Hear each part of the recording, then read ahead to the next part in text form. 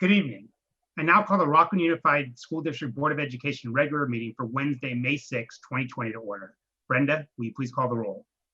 Camille Mabin.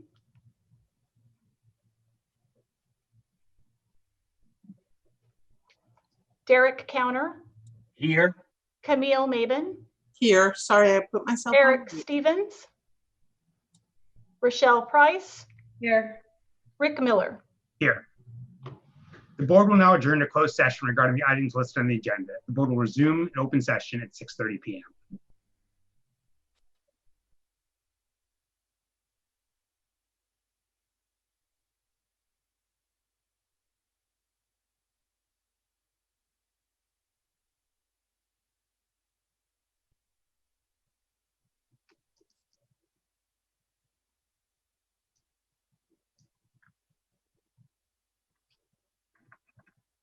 Good evening.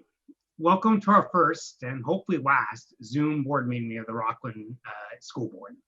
So I want to start actually this evening by acknowledging that we're one person short. Sadly, Trustee Stevens lost his father-in-law recently and is appropriately with his family at this moment. I just want to say we miss him and that our thoughts and prayers are with him, Molly, and their whole family.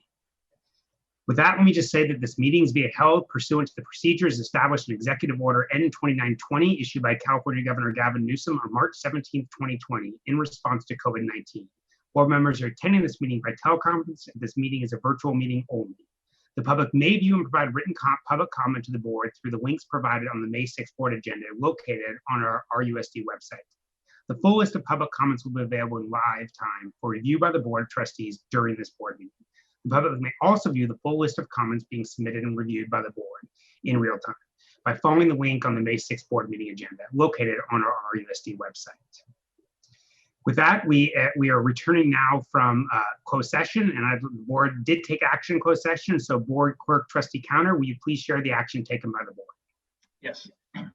In closed session, the board voted to approve Jessica Gilmore for the position of 0.5 FTE assistant principal and half FTE program specialist 2, special education at Sunset Ranch Elementary School.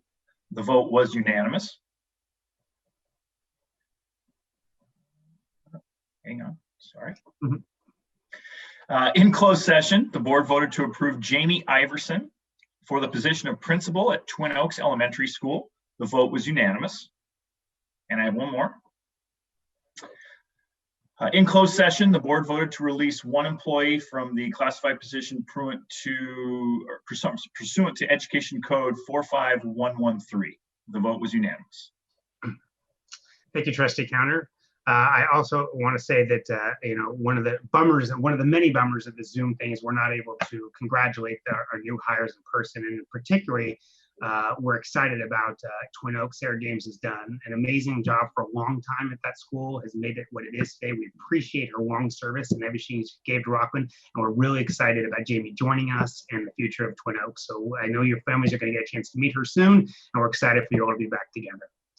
So with that, I'm going to ask our board representative, Jack Grove, to lead us in the Pledge of Allegiance. I will ask my fellow trustees, because we are on camera, we're actually not going to stand because that would be awkward to stand, so we're just going to sort of sit. And with that, Jack, can you lead us in the Pledge of Allegiance? All right. I pledge allegiance to the flag of the United States of America and to the republic for which it stands, one nation, under God, indivisible, with justice for all. Thank you, Jack. All right, let's get right into it then. So we'll start with item 6.1, our COVID-19 update. Superintendent Stock, can you take us through the presentation? Yes, President Miller, trustees, this report is designed to provide the board with a range of information from senior leaders in the district regarding our response and how we've been responding to COVID-19, the thinking and some information about thinking and planning for the future, and then an update on some specifics related to this year, such as graduation. And so on the next slide, on the overview piece, what I just, again, want to just acknowledge that we truly understand what an extremely challenging time for our students and our families and all of our employees that this has been. This has been anything but normal, anything but easy. And we really want to just acknowledge that and that we are so appreciative of how people have responded, especially our students who've shown remarkable resiliency in this time, and especially our seniors in the class of 2020. And so with that, our families and students are continuing to benefit from the dedication, innovation, and caring of our staff. And this is range of folks: technology services, teachers, administrators, nutrition services, grounds, maintenance, and the list goes on. That people are being, again, innovative, caring, and dedicated. I do want to address Governor Newsom's recent comments last week around the return of schools opening in July and August. And we share his desire to return students and staff on campus as soon as possible. We absolutely do. We want that more than anything, and we share that optimism. However, we have to be sure that we can make sure that we can have the safety of our students and our families and our employees in mind. And so that is a challenge for us to do, is to make sure we can do that while keeping everyone safe. And so to do so, we'll need to have guidance from public health on what are the appropriate parameters of doing that. And frankly, we will need to have additional funding for an earlier start to the school year if we were to do so. And there will be needs for additional funding to even probably implement a social distancing return to school as well. Given that, RUSD at this time plans to start the 2020-21 school year on August 12th as scheduled and in full compliance with public health guidelines. So we do not plan at this time to change our start date.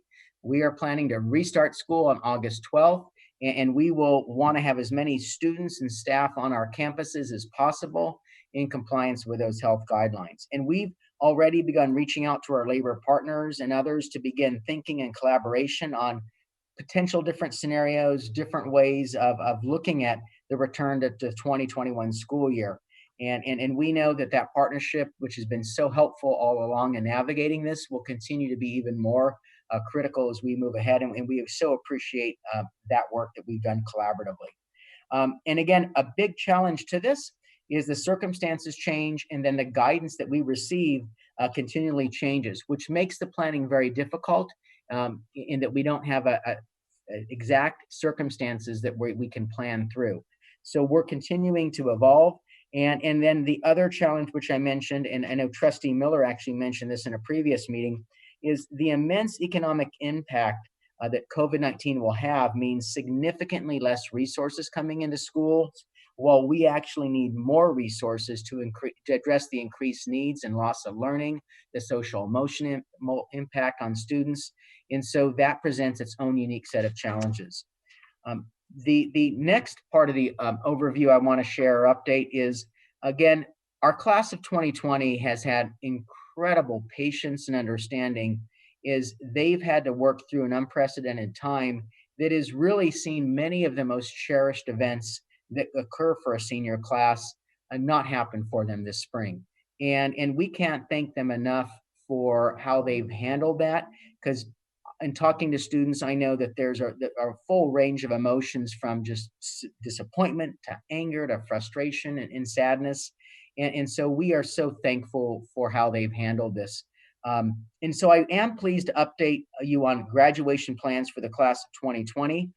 We did a recent survey of our students and parents in this class, and there are three things that stood out from that survey. First, students overwhelmingly do not want a virtual ceremony. Second, they preferred an in-person ceremony as close to possible as a traditional ceremony as we can do for them. And then they prefer closure to their K-12 experience this summer instead of some undetermined time in the future, winter, spring of next year. And so based on hearing from our students and families, and then also the governor's statements that he thinks schools can reopen in July and August, we are proud to announce that we are scheduling graduation this summer on the following dates. We will be scheduling Victory and our Rocklin Independent Charter Academy graduation on Wednesday, July 29th, Whitney High School, Jack, on Thursday, July 30th, and Rocklin High School on Friday, July 31st. These dates we want families to put on their calendars, and we will be holding graduation on these dates for our students. However, Roger, I think if we go to the next slide, I think those are on the slide so folks can see them. If we could. I actually, the Oh, the it's not? dates were sorry. listed. Okay. Oh, sorry. And so what we also want to mention is these dates for graduation, which honor the preferences of our students and families, also will be done in a socially distanced, modified way, because we need to continue to monitor the public health guidelines. So we will be looking to do this in small groups at this time. And so I guess let me step back. We want to provide the full extent of a ceremony we can for students, but be in compliance with the social distancing public health guidelines at the time.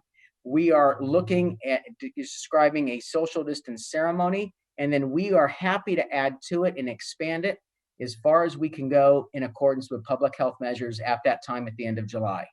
But for now, we're looking at a modified social distance ceremony. And the initial thinking on how that might look is groups of 50 students coming in at a time in their cap and gown, being able to go through the essential parts of the ceremony, watching the speeches, seeing that, being able to have their name called, go across the stage, receive a diploma. But we would do so with social distancing in mind, such as students 6 feet apart and wearing masks and looking at only having essential staff there. And at this point, we would only have the students and key essential staff there. We would live stream the graduation, each segment of it, for families to be able to watch in real time at home. And again, the key is we want to do this in a responsible way and come as close to giving the students as much as we can with as much of the traditional experience as possible. And again, we will be monitoring public health guidelines. If we can expand the ceremony more, we can include families, we will absolutely do so, but we have to do so in compliance with the social distancing requirements. The reason why we think we can announce doing this is that if we are going to reopen schools August 12th with some social distancing measures in place, we think that it's possible to hold a graduation ceremony with social distancing in place as well. And so, building on the governor's optimism of us reopening schools, we felt it was at the right time to announce graduation dates for the end of July and work in a social distance way. I will be sending out a follow-up letter to students and families tomorrow with more information, and we will begin planning around that. And specific information will be coming from your schools to the students and their families about this. But we are pleased to be able to announce graduation dates for the summer and to begin giving families and students a way to plan for that. And again, we are really hopeful that we will get more loosening of restrictions as we go through the summer and can add more and more to the ceremony, including the attendance of families as well. But we did want to be, very candid with how we're starting, and that we will again monitor the public health guidelines and adjust as needed. So that is we know an important date that the class of 2020 has been looking forward to, and so we will look forward to seeing them receive diplomas this summer before they head off to college and future plans in the fall. So at this point, I'm going to invite Kathy Pond, our Deputy Superintendent of Education Services, to continue on with the COVID update. Good evening. And so on the next slide, while we were pleased with our April 13th professional development event, really wanted to chat about our professional development learning committee. We met and conducted an abbreviated look at student and teacher needs and ongoing initiatives. And the committee recognized that we have some challenges in the next year and recommended a two-phase approach to support teachers in the next year. Phase one, focusing on really support for returning to school in whatever fashion that looks like, and helping everyone to feel safe, connected, and hopeful, as well as continued technical support with online teaching and learning. And phase two would resume to a pared down support for equity, MTSS, and special education. We continue to provide hotspots to students and have recently given 5 to teachers. And outreach to students of need continues with provisions to families, including extended social supports such as mental health, housing, and food. We've referred 5 families to social services for extra care. And our support for English learner students continues with 30 minutes of instruction twice weekly, and English learner teachers supporting students in their online classrooms with the gen ed teacher. There continues to be challenges, however, with families who are struggling, and outreach will continue with these students, everything from phone calls to even some home visits to deliver materials. We've begun planning for our online summer support for students qualifying for extended school year, for English learner and Title I students, and for students needing credit recovery at the high school levels. Our staff are currently recruiting students and teachers for these programs. We are hoping to run 19 days, and of course, this would be in an online environment in June and July. We're also beginning, by the way, conversations among even with all the uncertainties about what next year might look like. And today our district leadership team used an interest-based problem-solving protocol to think about structures of how moving from distance learning to learning with social distancing. And so we started to think about that, and Tony Limoges will be working with our labor groups to continue this process so that we ultimately could identify common interests that may help us implement our next phase of learning by the time we receive guidelines from public health to open school in August.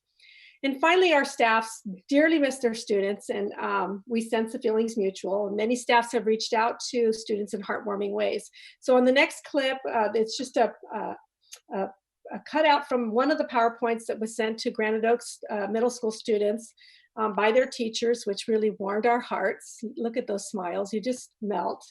And on the next slide, we wanted to just play a clip from a video that was created by the RUCLA staff to their students. And again, these are one of many that have been done by staffs in the district.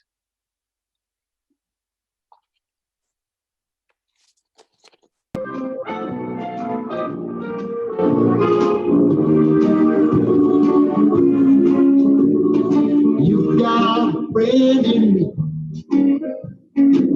You got a friend in me. When the road looks rough ahead and you're miles and miles from your nice warm bed, you just remember what your old past said.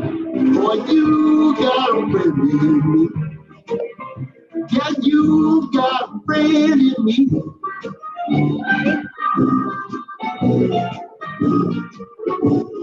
So again, that's just a clip of outreach and our hearts going out from teachers to students across our district.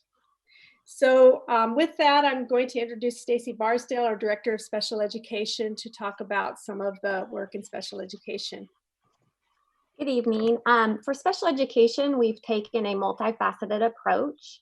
While we normally focus on student learning, with the sudden change to distance learning, we needed to increase communication, support, and training for staff and parents as well.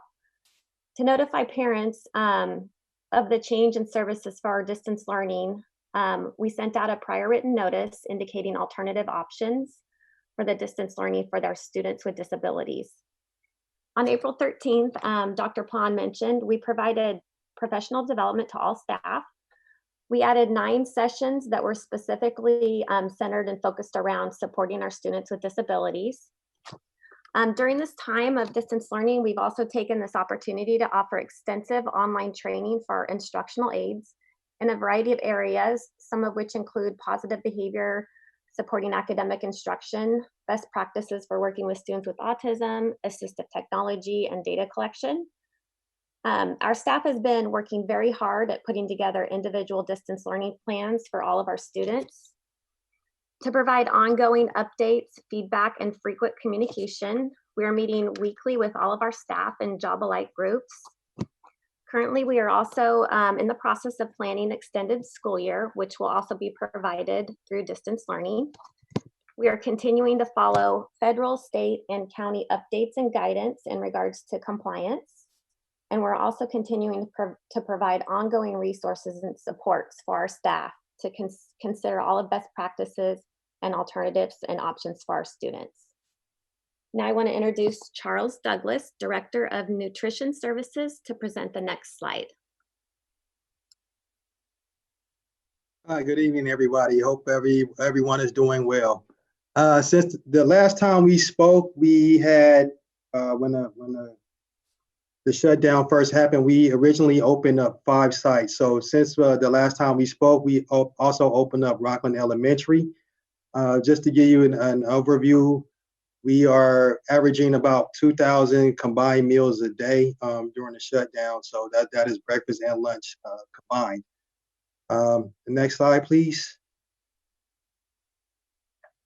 And on the next slide, this is just an overview of the lunches served by week. So as you can see, we've been steadily increasing our number of lunches throughout the days and throughout the week. So as of last Friday, May 1st, we have a combined number of over 64,000 meals served. So that's 32,006 lunches and 31,995 breakfasts. So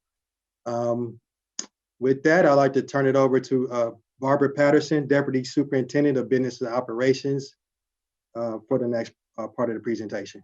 Thank you.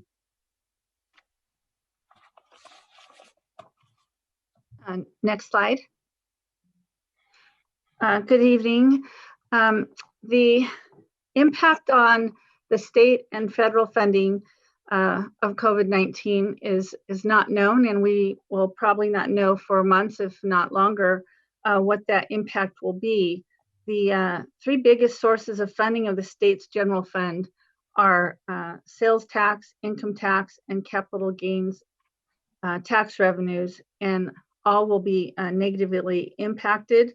And because we won't know that impact on the state and federal revenues, we will not likely know the impact on education funding in the May revise or the adopted state budget in June.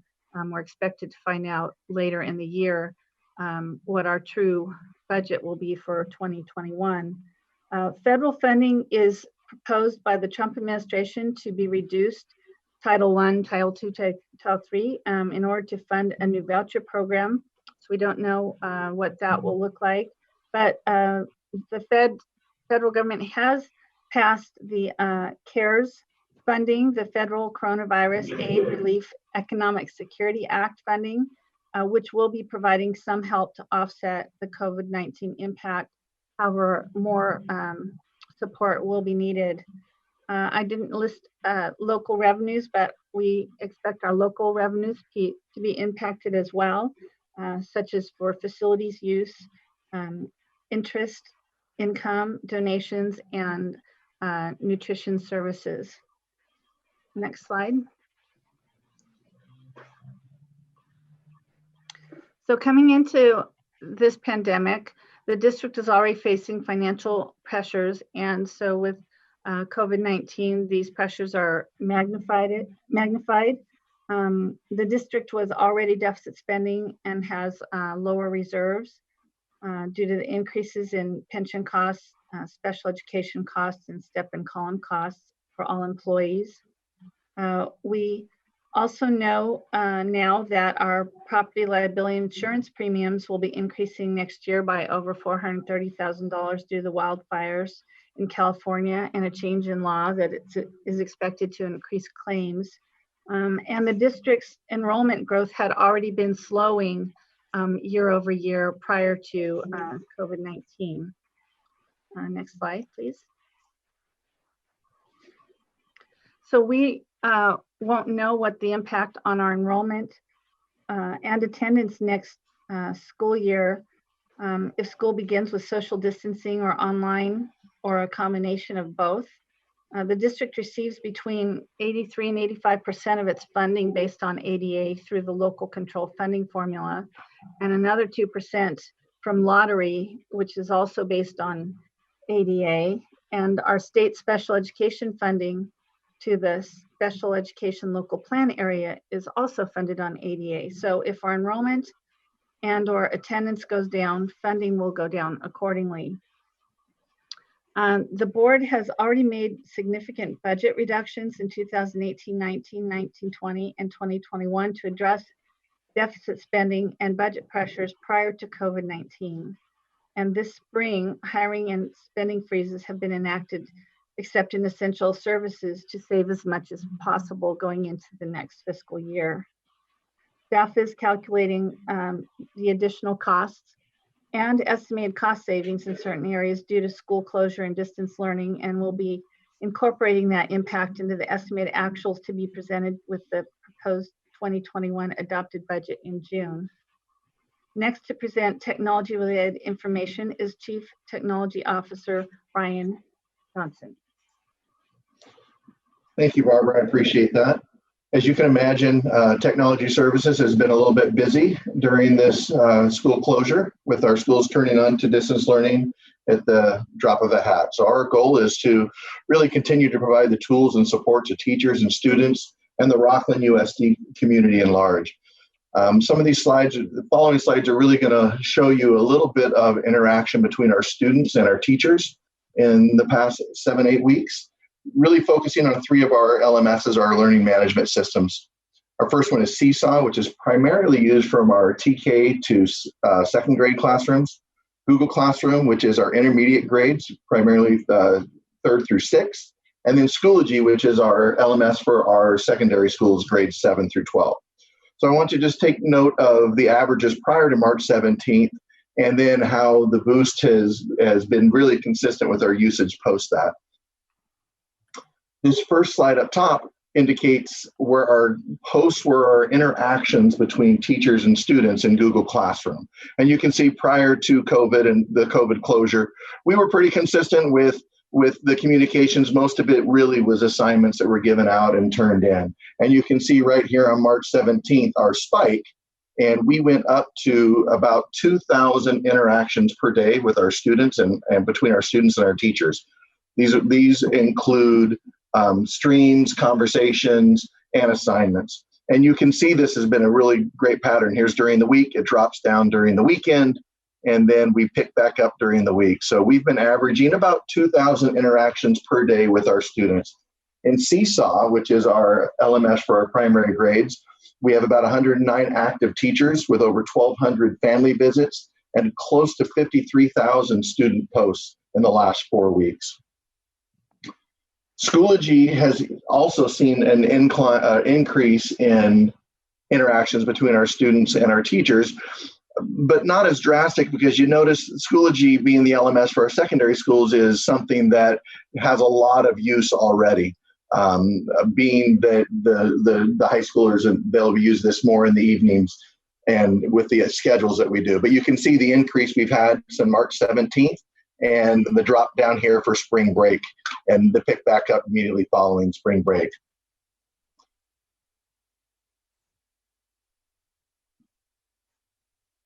So to kind of explain a little bit about these posts here, on the left side of this screen are interactions that we have that the teachers produce, and the right side is the interactions with the students. So for instance, you can see in discussions, we've had 689 discussions initiated by teachers. And if you look at the student interactions, we've had over almost 16,000 submissions or interactions with those posts. So we have been getting quite a lot, and the increase is really seen in the last 30 days.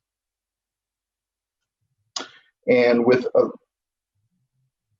few more details on how we've been doing support, I can't say enough for our technology support team. We've not only supporting students and teachers, but we're also supporting the families, parents, the community at large. And so just a few of the things that we've done, kind of highlights, we've given out over 1,800 Chromebooks to families and hotspots.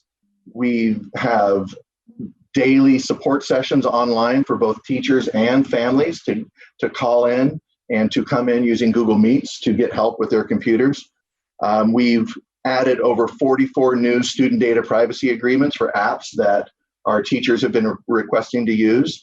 And we've posted a searchable student data privacy database where they can look to see what agreements are out there and what's already been set up for them to use. We've moved some of our high schools classes that traditionally had done labs and moved those into the cloud space, Adobe, and we're looking at using Fusion right now to do that also.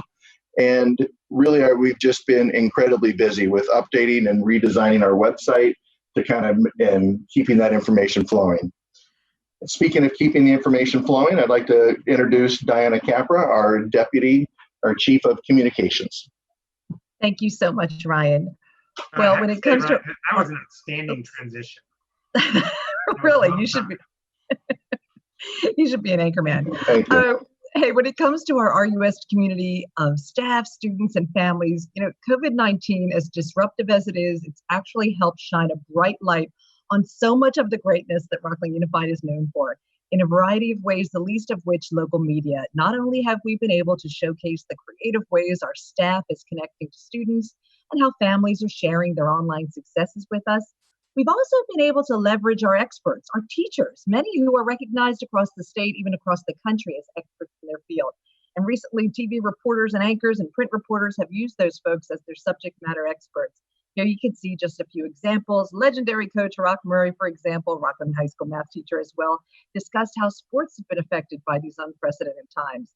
Local journalists also covered some of our outstanding students and principals and family members. By the way, for all the news coverage links, you can check out the communications in the news tab on our district homepage, rocklinusd.org. If you could change the page, please. So we have also boosted our engagement on social media. We were just looking into ways to increase engagement on our Facebook and Twitter before COVID-19 hit. And well, again, the talent of our RUSD family definitely turned it into a positive. We know all of our RUSD staff and students are stars, so now they are our social media stars. We've been executing a few special campaigns. The first you're looking at is our hashtag teacher feature, of course, putting the spotlight on amazing work our teachers are doing. And you can change the page again. The next campaign is called hashtag RUSD Keeps Connected, also a chance to shine the spotlight on our entire staff, maintenance, nutrition workers, tech folks, district office, and of course, families and students have been sharing with us so we can share with our entire community. And finally, a quick overview. Of course, we've been managing many media pitches, resulting in this positive exposure. We've also done some other communications, including, of course, the school messengers, those emails with pertinent updates. Also, in case you missed it, our first Ask RUSD, a live Q&A featuring RUSD leaders, answering questions from our families and community. And you know what? It was so successful, we plan on doing more of those. So please be on the lookout for that. The next RUSD report, our virtual newsletter, comes out soon. Other items we're working on with communication plans and timelines includes the school reopening, preparing budget information, as well as creating campaigns to share those upcoming RUSD Employee of the Year and our county winners as well. Much more to come. That's it for now. Certainly wish we could all be together. Back to you, Superintendent Scott. And again, we just want to remind you that as we stay connected, if you would like additional information, check out our website where we update information regularly. And also you can, of course, follow us, as Diana said, on Facebook and Twitter as well. And so trustees, we turn it back to you for any questions you may have regarding our response to COVID-19 and our future plans. Great, thanks so much, Doc. I appreciate it. Board, any questions for the superintendent or in the cabinet?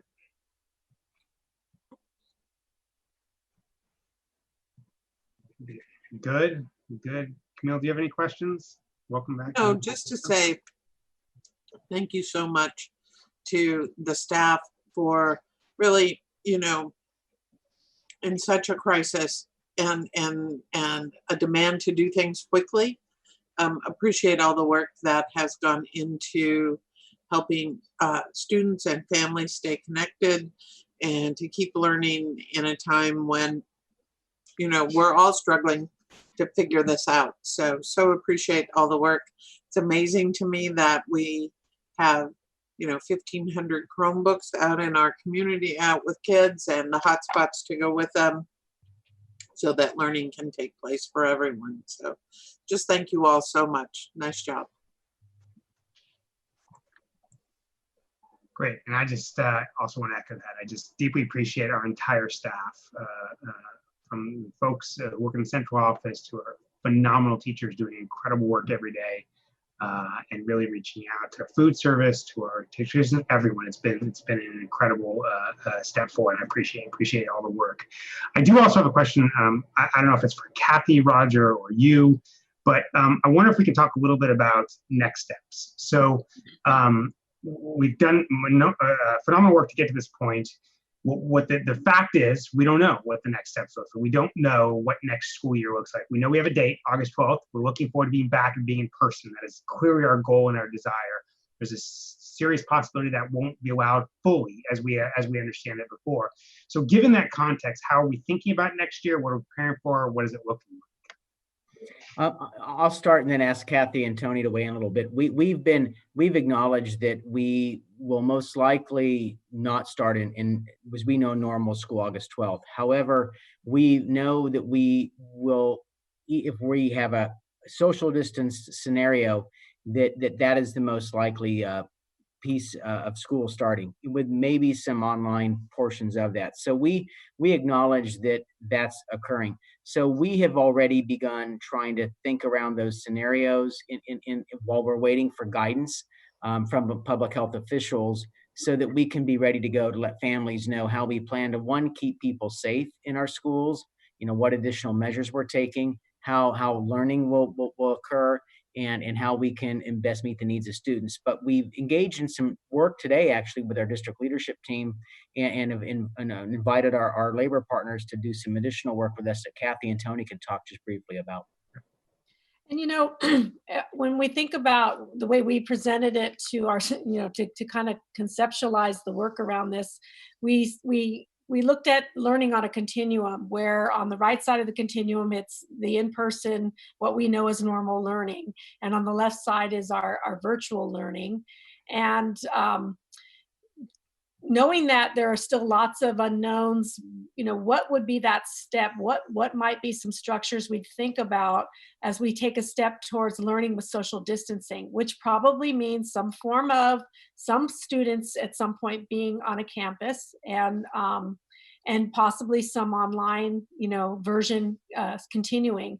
And so Tony was really helpful in helping us not think about so much the what, because you can get really into the weeds with the what, but really what are the structures? What would things like, the instructional minutes look like, and what, or content? What would the, what would attendance or assessment look like? And so we started just sort of brainstorming interests around that. And Tony, you might want to add in. Yeah, and if some of you have got the opportunity to sit on this, we use the interest-based problem-solving model kind of as the model to guide the discussion. And the goal at some point in time is, obviously we have a district team, but obviously we also have to work with our labor partners to have them definitely have a voice, and eventually have to negotiate some of the elements in there. But we started with really identifying interests, and then we'll use the interests hopefully jointly to then kind of come up with some options, and then eventually a solution where we can work out at the negotiating table, kind of the final look of what school would look like at the start of next year. And again, what I'd add is just that we aren't waiting for those guidance to come out. We are already starting to try to work through and think through. The challenge is we can't put definite plans in place till we have them. And again, we're very appreciative to our labor partners for wanting to engage in the thinking early on, so that we can collaborate and come up with the best solution for students and build on the good work that we've done this year. So we aren't waiting, but we're trying to move forward. Sorry, I appreciate it, Roger. And I do wonder, Kathy, so I appreciate everything we put in place, but as we think about next year and the potential for some sort of distance learning continuing, what have we learned? What I can say is, as I talk to folks as a parent, what I can say is there's been some amazing things I've seen come across, but it's not as good as when you're in person. It just isn't. Right? You want to be there, and so there's going to be some lost result. But we've now been doing this, wanted or not, for several months, and so I'm curious, like, have we teased out some learning as we think about what we've been doing now versus what we're doing next fall? How do you think about that in terms of the actual instruction? One of our big ahas is really that not all students thrive in one environment or the other. And so, really to be thinking about what if, families and students need a certain kind of learning environment, how can we support that? I mean, that was just sort of one of our ahas. Certainly the way that staff has been able to collaborate around building lessons and the possibilities for that. The use of tools continues to, I'm going to say a year ago, many staff members did not know intimately the tools that they're using and the platforms today. And that has really broadened our ability to think about how we interact with kids, So some of those best elements, we know that we want to take forward. The pieces that we worry about, certainly are, we had not a year, but we had, over half of a year to get to know our students, and to start in an online environment when you haven't had that opportunity to build relationships is very, it's a daunting task and concerning to all of us. And so, given not only that challenge, but also the social emotional challenges that families are facing at home, we know that a lot of learning isn't going to continue and or thrive unless we address some of those issues, as part of our curriculum. So those are some of the I'm going to call them strands that we want to weave through as we get into the future, whatever that ends up looking like. Great. Thanks, Kathy. I wanted to just ask, make sure I'm not on mute. You're good. This has been such an isolating time for adults, but especially for kids. And so I love seeing that these teachers have put on their faces and pictures in their homes and with their pets. And that's just so endearing and great. And I appreciate so much that piece that they've reached out to connect, and all of the amazing work that you guys have done at the office at the district. So thank you so much for that as well. My question is really, as we look at the last, what are we at, almost 2 months, what is the feedback that you're hearing? What are you hearing from families, and how are you planning to, gather some information so that when we look at fall and move forward, we're sure that we know what we're doing? How is it being received? How are families doing with it? We're hearing a range of things. And one, we do appreciate people, families acknowledging the hard work and what's going on. But we do hear, some frustration from families as well, too. And it really depends on their family circumstances of, either wanting, we're working the balance of, is there too much work being assigned? Is there not enough? And so, everybody has a different unique circumstance they're working in. And so we're hearing, various levels of feedback related to that. We also are hearing, frankly, families worried about what next year is going to bring. And we appreciate hearing that feedback and hearing those concerns. And so we also have heard that from families that have multiple children in multiple grades or schools, that it's a challenge of trying to coordinate while they're playing the role of teacher or at-home educator, and to juggle all of that. So we also did an initial survey with our teachers very early on to find out what they need, how things were going. And we're planning this May to want to work with our labor partners as well to put out a survey to families, students, teachers, to just gather more information. What's been working? What have been challenges? What are some thinking they maybe have around the future? Because we know that really all of us are in this together. And so we do want to gather additional feedback to help us reflect and also plan better. And we think that'll will assist our collaborative conversation, not just with labor partners, but with our community and families as well. Great. Thanks. Any other questions of the board?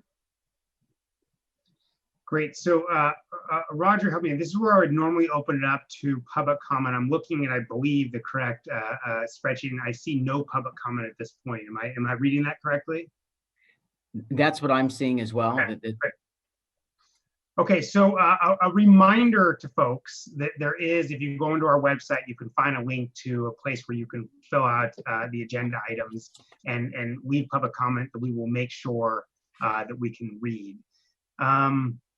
I don't know if I need to read this now. All right, so we will then move on to public comment. I'll read this in case something shows up between now and then, but let me say at this point for public comment, this agenda item is included to give anyone in attendance an opportunity to ask questions or discuss non-agenda items with the Board of Trustees. The board is not permitted to deliberate or take action on non-agenda items, but may refer to this matter to a staff member for follow-up. A complaint about a specific employee of the district shall be made to the employee's immediate supervisor or the principal as required by Administrative Regulation 1312-1 or .1. So with that, let me take a quick look. Looks like we have none, but again, reminder, you're welcome to join anytime and put those in. So with that, I hope we're going to turn to our employee organization reports. I hope that I didn't see them in the chat, but I'm hoping they're there. So let me introduce Chuck Haddix from CSA. Is Chuck, are you there? Or I didn't see him earlier, so I'm hoping you are there. Oh, perfect. There he is. Hey, Chuck. Welcome. Thanks for joining us. Chuck. Board Trustee, Superintendent Stock, how are you all doing today? Just awesome. Okay, I'm having a little bit of audio issues on my end. I don't have anything really to report, but I seen that we are having a hiring and freeze going on. Is that just a temporary freeze, or is that something that's going to be ongoing? Well, go ahead, Roger. I was just going to say, right now it's a temporary freeze because we're wanting to conserve as much of our resources as we can in these uncertain budget times. And of course, if we had essential workers that we needed to make sure we had in place, we would hire. But it is a freeze for this portion of the year as we evaluate our circumstances. I would add that, Chuck, just to be perfectly clear, is that though looking at the economic indicators out there, knowing where we are, knowing the recession we're in, we're likely to get worse. I think it is a fair harbinger of things to come that we are looking at every way to save costs, cut costs, and save money within reason to make sure we can still keep focused on kids going forward. Absolutely. So that means that no current positions with vacancies are going to be filled, or nobody that's like retiring. We're not filling those positions right now then either. Well, the freeze is really meant to say before we automatically fill an unfilled position, that we review it to see, is it essential? Does the staffing, the student enrollment that generated the position, is it still there? So the freeze means we just don't automatically go fill positions, but that we review it, make sure that it either is essential or still is justified in terms of staffing. And so there will be some hiring that occurs, but it just freezes the process of automatically replacement. Okay. Other than that, I just got to give kudos to everybody on the board, everybody that's watching right now, and even the people that aren't watching.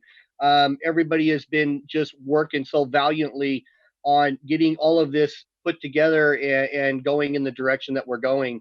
And I mean, I'm very pleased on seeing what I'm seeing. You guys have been great and wonderful.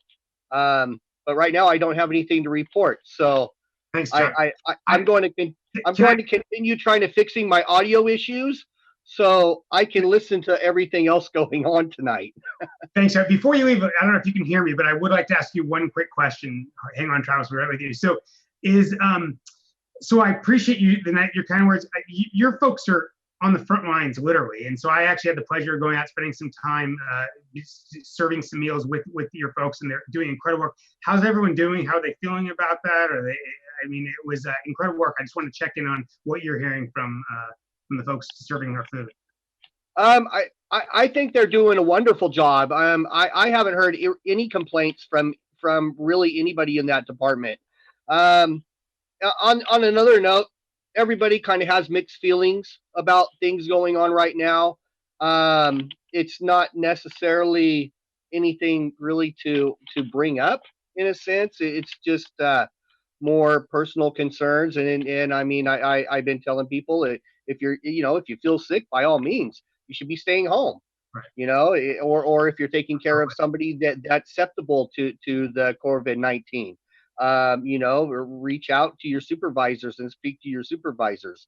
So all in all, I really like what I've been seeing, and I really like what I've been hearing. And like I said, I've heard mixed emotions on both ends of it, but a lot more coming from the positive end than the negative, for sure.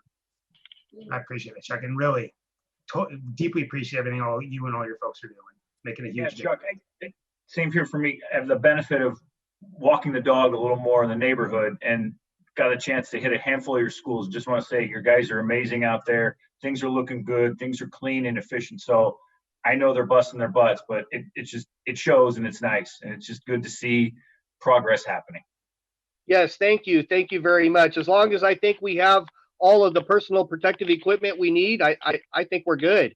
From what I understand, next week the custodial staff's going to be going full time, 6 to 2:30. So I look forward to it, and several of the custodians look forward to it, getting an early start on the summer cleaning. So I think the quicker that we can get in and get this taken care of, the quicker and the better spot that we'll be in later. So thank you guys very much. Appreciate it. Thank you very much. Thanks for being here. All right, with that, we'll turn it to our RTPA representative, the Mojets. I like that. It's kind of like the Kardashians. That's a solid name. All right, Travis. Trying to build my YouTube fame, you know, trying to build it. First off, I want to start with some acknowledgments. I know a lot of people have said it, but I want to acknowledge the class of 2020. Of all the groups impacted, I can't imagine what they're all dealing with.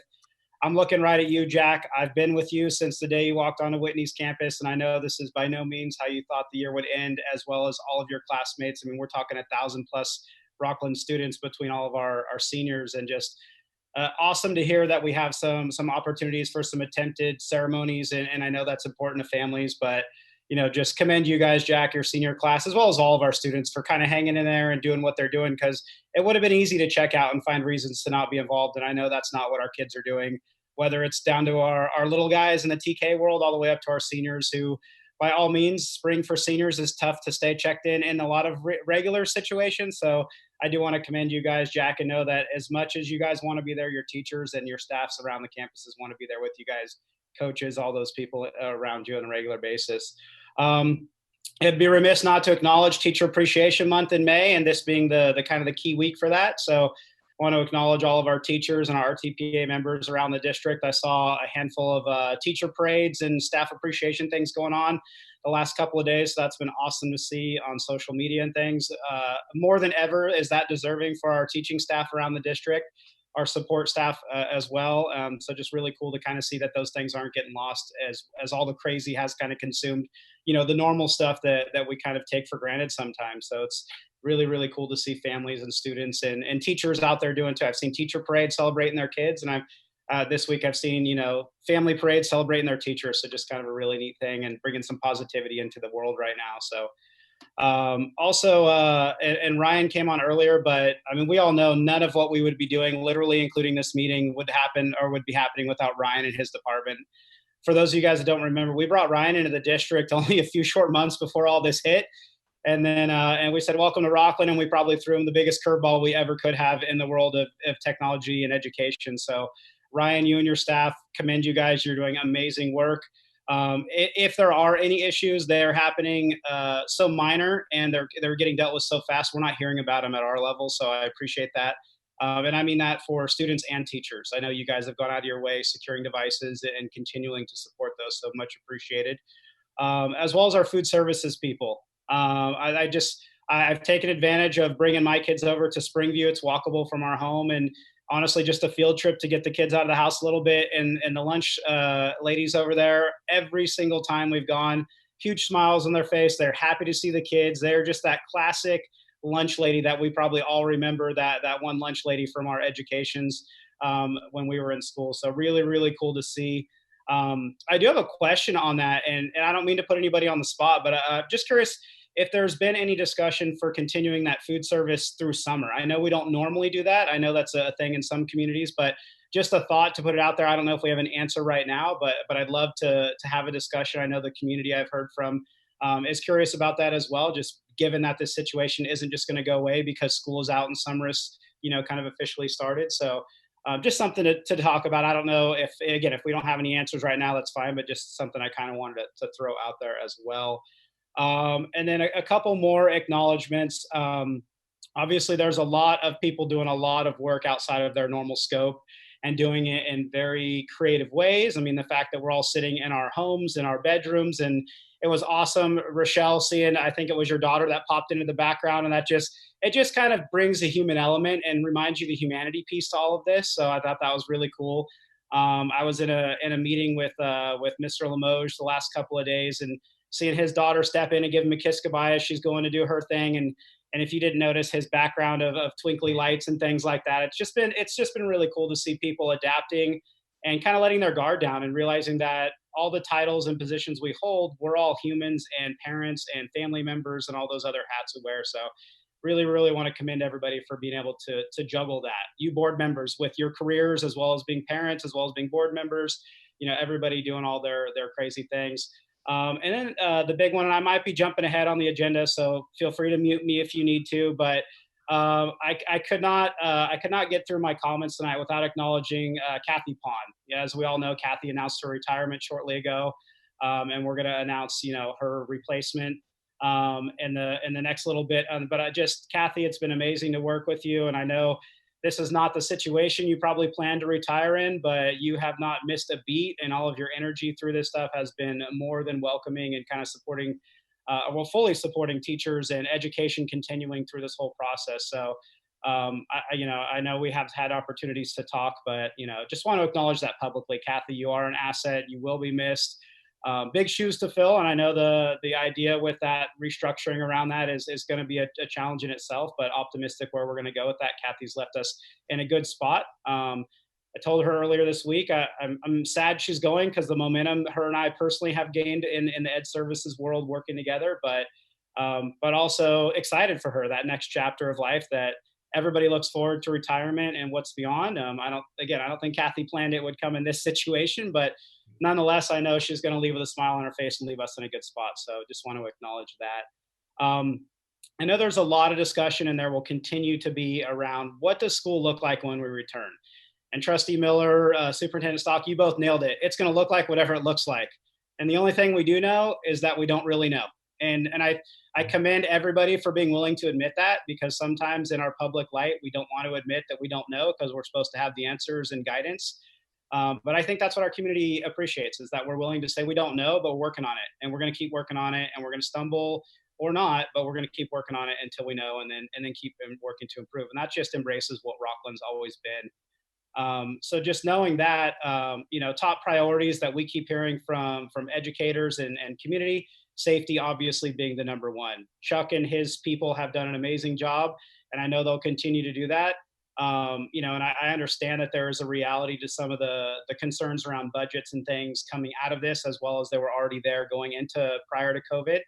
But I just hope that we can continue to keep that focus on safety and classroom environments being the furthest removed from any of those reductions, to make sure our kids have an opportunity to get onto campus and do so in a safe manner, as well as our staff members, from our teachers to our support staff to our management, everybody included. So, again, I'm not telling you guys anything you don't know, saying anything we haven't thought about, but just something that's been weighing on my mind, and it comes up a lot in conversation with our teachers and students around the district. I feel like I'm just kind of rambling here, but lots of stuff. So the other thing is we've had a lot of interesting conversations lately around everything COVID, everything what if around COVID. But I'm also happy to report that we've actually started some conversations that are not so COVID focused, which is nice because it brings a little normalcy. We initiated 2021 school year bargaining just last in this week, and in that process, it's been really nice for both sides of that conversation to acknowledge that there are some elements that were planned to be bargained and discussed in labor negotiations that are still relevant, and there are some that were planned but maybe not as relevant right now. And I appreciate the flexibility on both sides to allow those things to kind of be pushed pause, as well as new ideas and immediate concerns to come into the conversation. Summer school, for example, I know that was mentioned in the presentation earlier. That's not normally a thing we spend a lot of time bargaining or kind of labor groups talking about, but right now, summer school being restructured in a very big way. And that was able to jump right to the top of the priority list, knowing the immediate timeline around that. So I really appreciate everybody's flexibility working on that. The RTPA team included all the extra hours they're putting in, as well as juggling their school work and planning and teaching and Zoom meetings, which obviously we all know those don't always go as planned, and they take a lot more time. So I just really, really want to acknowledge everybody's efforts and time with that. So I think that's all I have. Again, lots of thank yous, lots of appreciation. Appreciate the flexibility of everybody. Again, Ryan and his crew, Brenda for setting everything up for tonight and kind of keeping track of everything. I hope our public has an opportunity to jump in and give some comments as well. And like you guys, I do look forward to the next Ask RUSD. I know I heard a ton of positivity from that, and it was a really good opportunity for people to engage. So I look forward to when we get that scheduled and planned down the road as well. My final piece is, and I know Superintendent Stock, you mentioned this, the opportunity for families to give some input on what fall might look like. Because as we know, there's going to be a juggle, whether we're on campus, we're online, or hybrid, or the other 14 versions of what we might speculate. But parents, the reality of they might be back at work, but their kids might only be back at school in a partial setting. Right. Those are some things that we really, and I know we're going to consider them, but I know families would appreciate the opportunity to have some input. And, given the parameters that the state gives us and the resources allow us, that's going to be a big discussion, but appreciate the opportunity to start that as soon as possible. Awesome. Thanks, And Travis. Thanks for your report. Let me just make sure. Anyone have any questions for Travis? So I'll just, for a few things. One, thank you again for the RUSD. I really appreciate you joining us. I thought it was important that we were there together and sort of showed that we're working together. That was and I appreciate all your comments. So thank you for doing that. Also, as I said, Chuck, I really just please thank all your members. We are incredibly proud of the work going on in Rocklin and deeply appreciative. This is not simple work. The notion of you craft your entire life one way and then asking overnight to do it completely different. It's not a simple thing. And I think that they've done us proud in the work that's going on. And so we deeply appreciate it.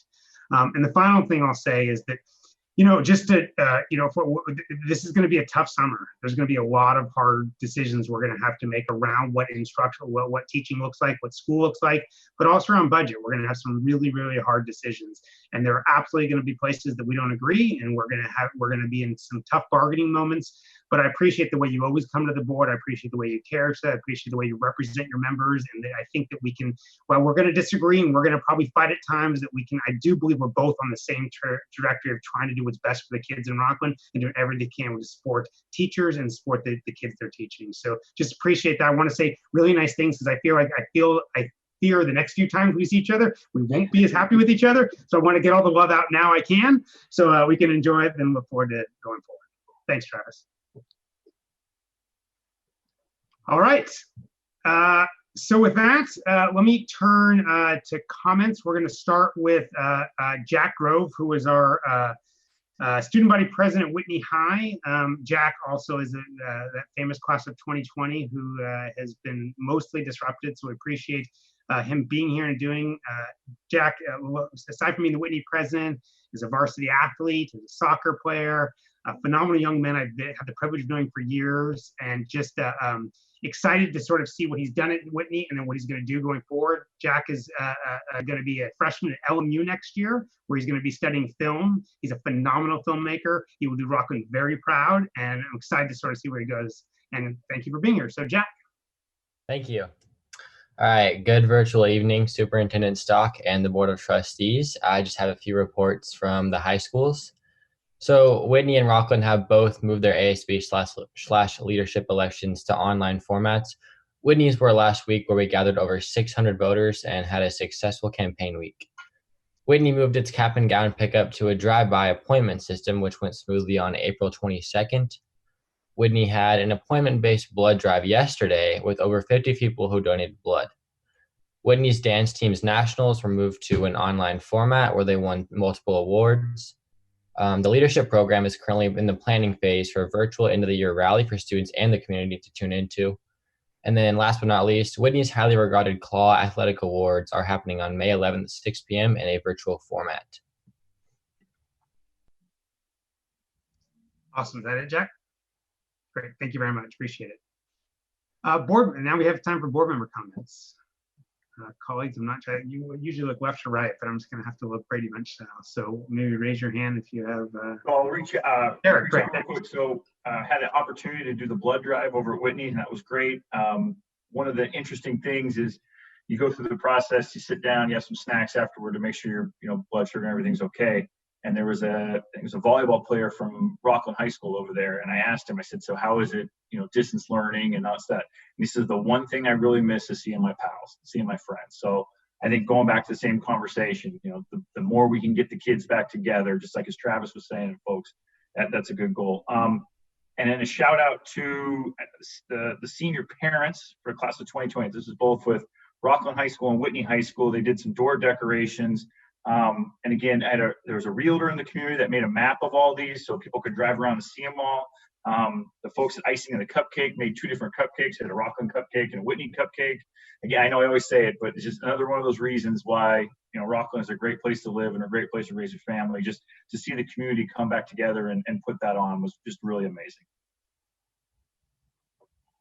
Awesome. Thanks, Derek. Michelle? I'll go next. It was awesome to see how people were so excited to do that, and also what will still be coming over the next few weeks. And as we look towards graduation, it was really fun to see the Whitney and the Rocklin parents love and support their seniors. That's been awesome. As I said earlier, just really, really proud of the district and the work that's happened on every level. And I am seeing distance learning firsthand at my house between a college student and a 5th grader and 3 in high school. And so I've seen the happy moments and the not so happy moments, but I'm so grateful for those teachers and the connections that they've tried to make, as I've mentioned, and also grateful for the patience and the grace from the community. We really are lucky to be in the spot where we're at. I have a friend that lives in Virginia, and they just started their distance learning last week. So how grateful I am that we are, you know, up and running way, way, way before this. So grateful for that. And then the last thing I wanted to say is, you know, as Travis said, we don't know what next year is going to look like, but it's almost, I have a sense of almost distance makes the heart grow fonder. And what I am confident in is that it will be amazing. And I know our kids will be so excited to see each other and see their friends, and I know teachers will feel the same way. And so whatever it looks like, I'm confident it will be fantastic. Thanks, Rochelle. Camille?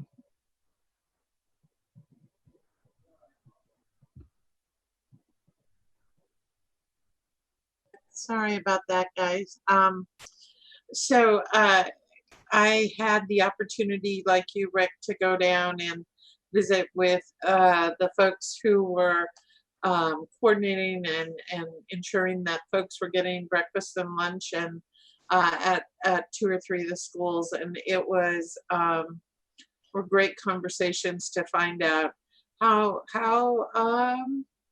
really appreciative they were of being able to do something, of feeling like they were contributing in a positive way in this crisis. And the system is just like smooth, you know, people come in, they get their bags and off they go. But you know, there is at least an opportunity to say hello to some families, and that was lovely. You know, couldn't agree more with all that's been said about appreciating everyone and their work.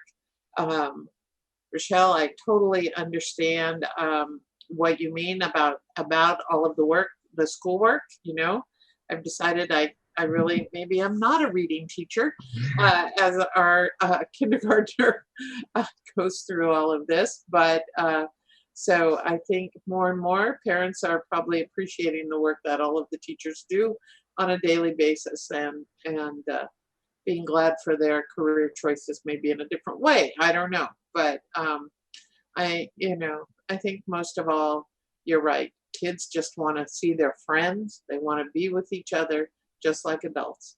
And you know, so I know we will all work hard to keep folks together, even if it's a virtual way to do it. But I think we just miss each other, and that will be something that we'll just need to work on as we continue to try to figure this out. And we will. I'm confident that we will. So. Thanks, Camille. The only other thing I'd add is I've had a chance to give my appreciations, but just sort of say to everyone that we, you know, again, proud of the work we've done, but recognize there's a lot of work going forward, and this is going to be, there's a lot of unknowns, as Travis was saying, going into, and we understand the angst that brings. We're, you know, all parents, and we all have kids in the system, and so we, you know, are feeling it and understand it as well. And so, you know, talking to another parent this morning about you know, the transition between middle and high school, which is stressful to begin with, but in this moment, like really stressful. We haven't had time to walk the campus and see it and understand it. So the point being that we do understand this, and we are trying, and so we are going to be reaching out often as we can. We are going to be communicating as much as we can to make sure people do know what's going on, answer every question we can answer, and then continue to please use all these forms to ask us your questions, and we will work hard to make sure we're getting your answer, and we're joining in every way we can to answer as soon as we have information to get it out to the public. So appreciate, again, as Rochelle said briefly, everyone's grace in joining us in this journey. So with that, Roger, do you have any comments? Just again, just to reiterate everyone's just tremendous thanks to all of our employees, our families, our students, the class of 2020 for everything they're doing. And again, of course, this is a special time for our teachers, especially as it's a teacher appreciation when we traditionally do that. And we deeply are so appreciative of them. And then just a few pieces I can share that we are exploring ways to continue feeding children during the summer. We have are working to apply for a waiver that would allow us to do like we are now during the school year. Traditionally, we have not been eligible for that program, but we're renewing our efforts to do so, so that we can continue to do that. And we'll also be, as needed, partnering with community agencies and faith-based groups and others to continue to make sure resources are provided to our families and students during any gap. We know that that's critically important.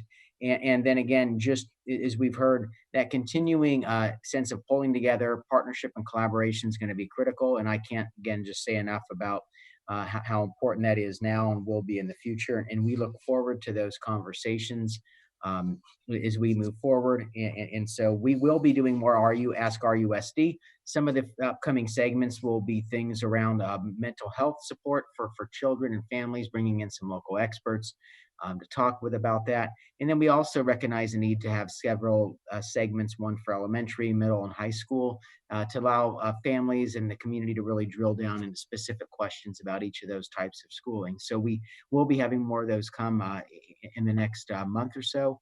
So do stay tuned for that. And we're excited about that opportunity to engage with you all, even though it's through the screen.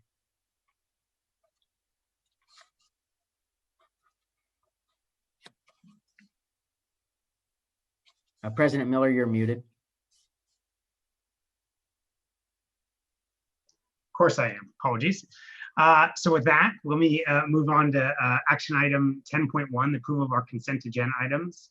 As a reminder, all matters listed under the consent calendar are to be considered routine and will be enacted by one motion followed by a roll call vote. There'll be no separate discussion of these items unless the Board of Trustees, audience, or staff request specific items be removed from the consent calendar for separate discussion and action. An agenda item removed will be voted upon following the motion to approve the consent calendar. With that, colleagues, is there anyone that wants to remove anything from the consent calendar? Seeing none, can I get a motion to approve the consent calendar? So moved. Moved by Derek, who was unmuted. Rochelle lost out, but Rochelle will second it. Oh no, Camille seconded it. Sorry, Rochelle, you got to be quick on Zoom. I know. I was working with my AirPods, trying not to hear my family in the back. back. Here's the good thing: they can't take your vote away from you, so you still get a vote. All right, moved by Derek, the consent, seconded by Camille. This needs a roll call vote. So, Brenda, will you read the roll? Jack Grove, Yes. Camille Mabin, Yes. Derek Counter, Yes. Rochelle Price, Yes. Rick Miller. Yes. Great. Thank you, and thank you, Brendan. All right, we'll move on to action item 11.1, approval of a resolution 19-20-25, a resolution ordering the layoff of certain employees. Deputy Limoges, I'm sorry, Superintendent Limoges, will you please take us away? Thank you, President Miller. Good evening, trustees, Superintendent Stock, Ms. Brenda.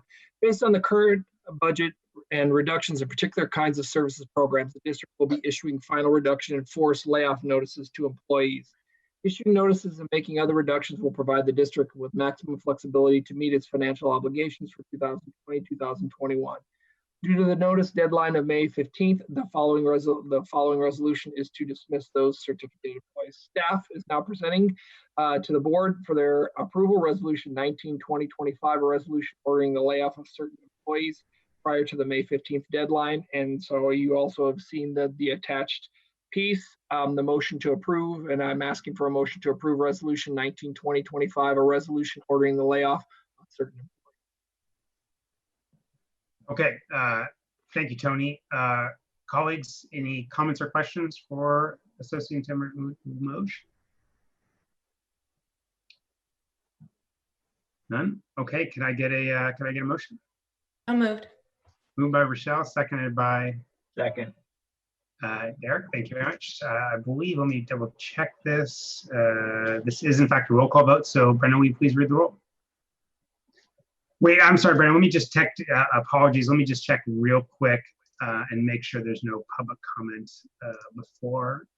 Yep, there's no public comments. So will you please read the roll? Jack Grove, Yes. Camille Maben, Yes. Derek Counter, Yes. Rochelle Price, Yes. Rick Miller. Yes. Thank you, Tony. All right, now 11.2, approve increase to school meals fees. Deputy Superintendent Barbara Patterson, will you please present the resolution?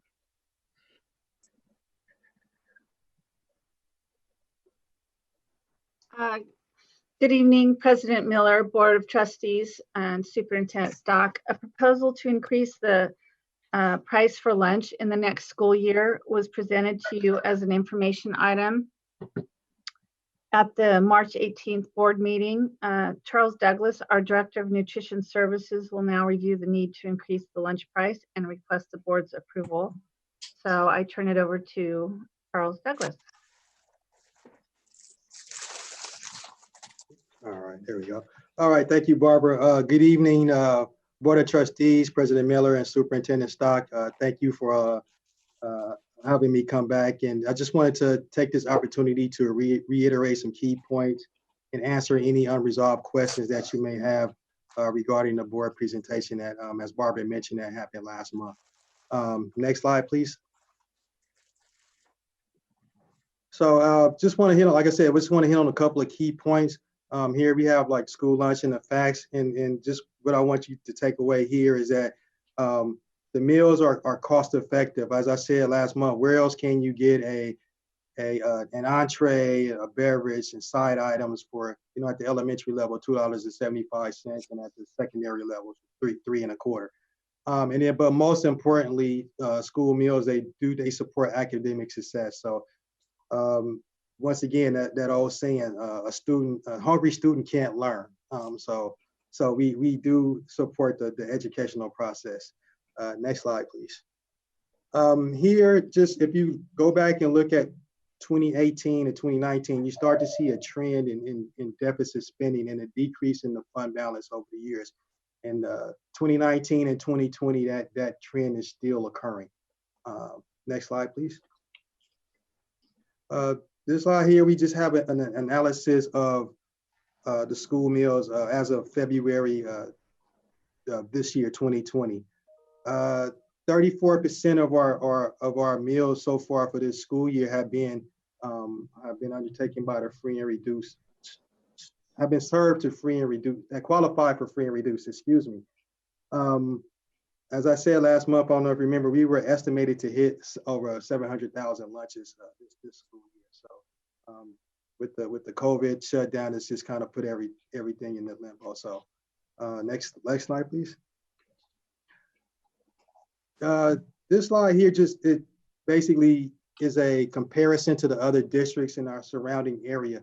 So for breakfast, you can see at our elementary level, we're right at the top tiers along with the other districts around. Same thing with secondary, so we're at the top tier. However, when we look at our lunch prices, you will notice that at the elementary level, we are in the bottom of the surrounding districts, and same thing at the lunches at the secondary level. So we're at the bottom tier. So when we compare our pricing to other districts, we're not in comparison with the other site districts. Next slide, please.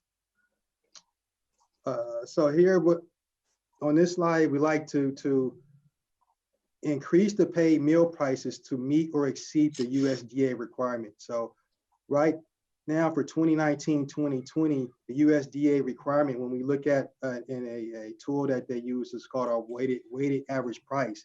The USDA requirement for this school year is $3 even.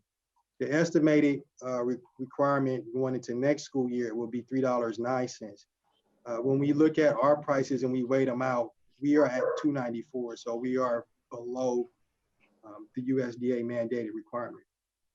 What this will in turn lead is, because as I said last month, Rocklin is 18% free and reduced. So we basically have that 18% is subsidizing the other 82%.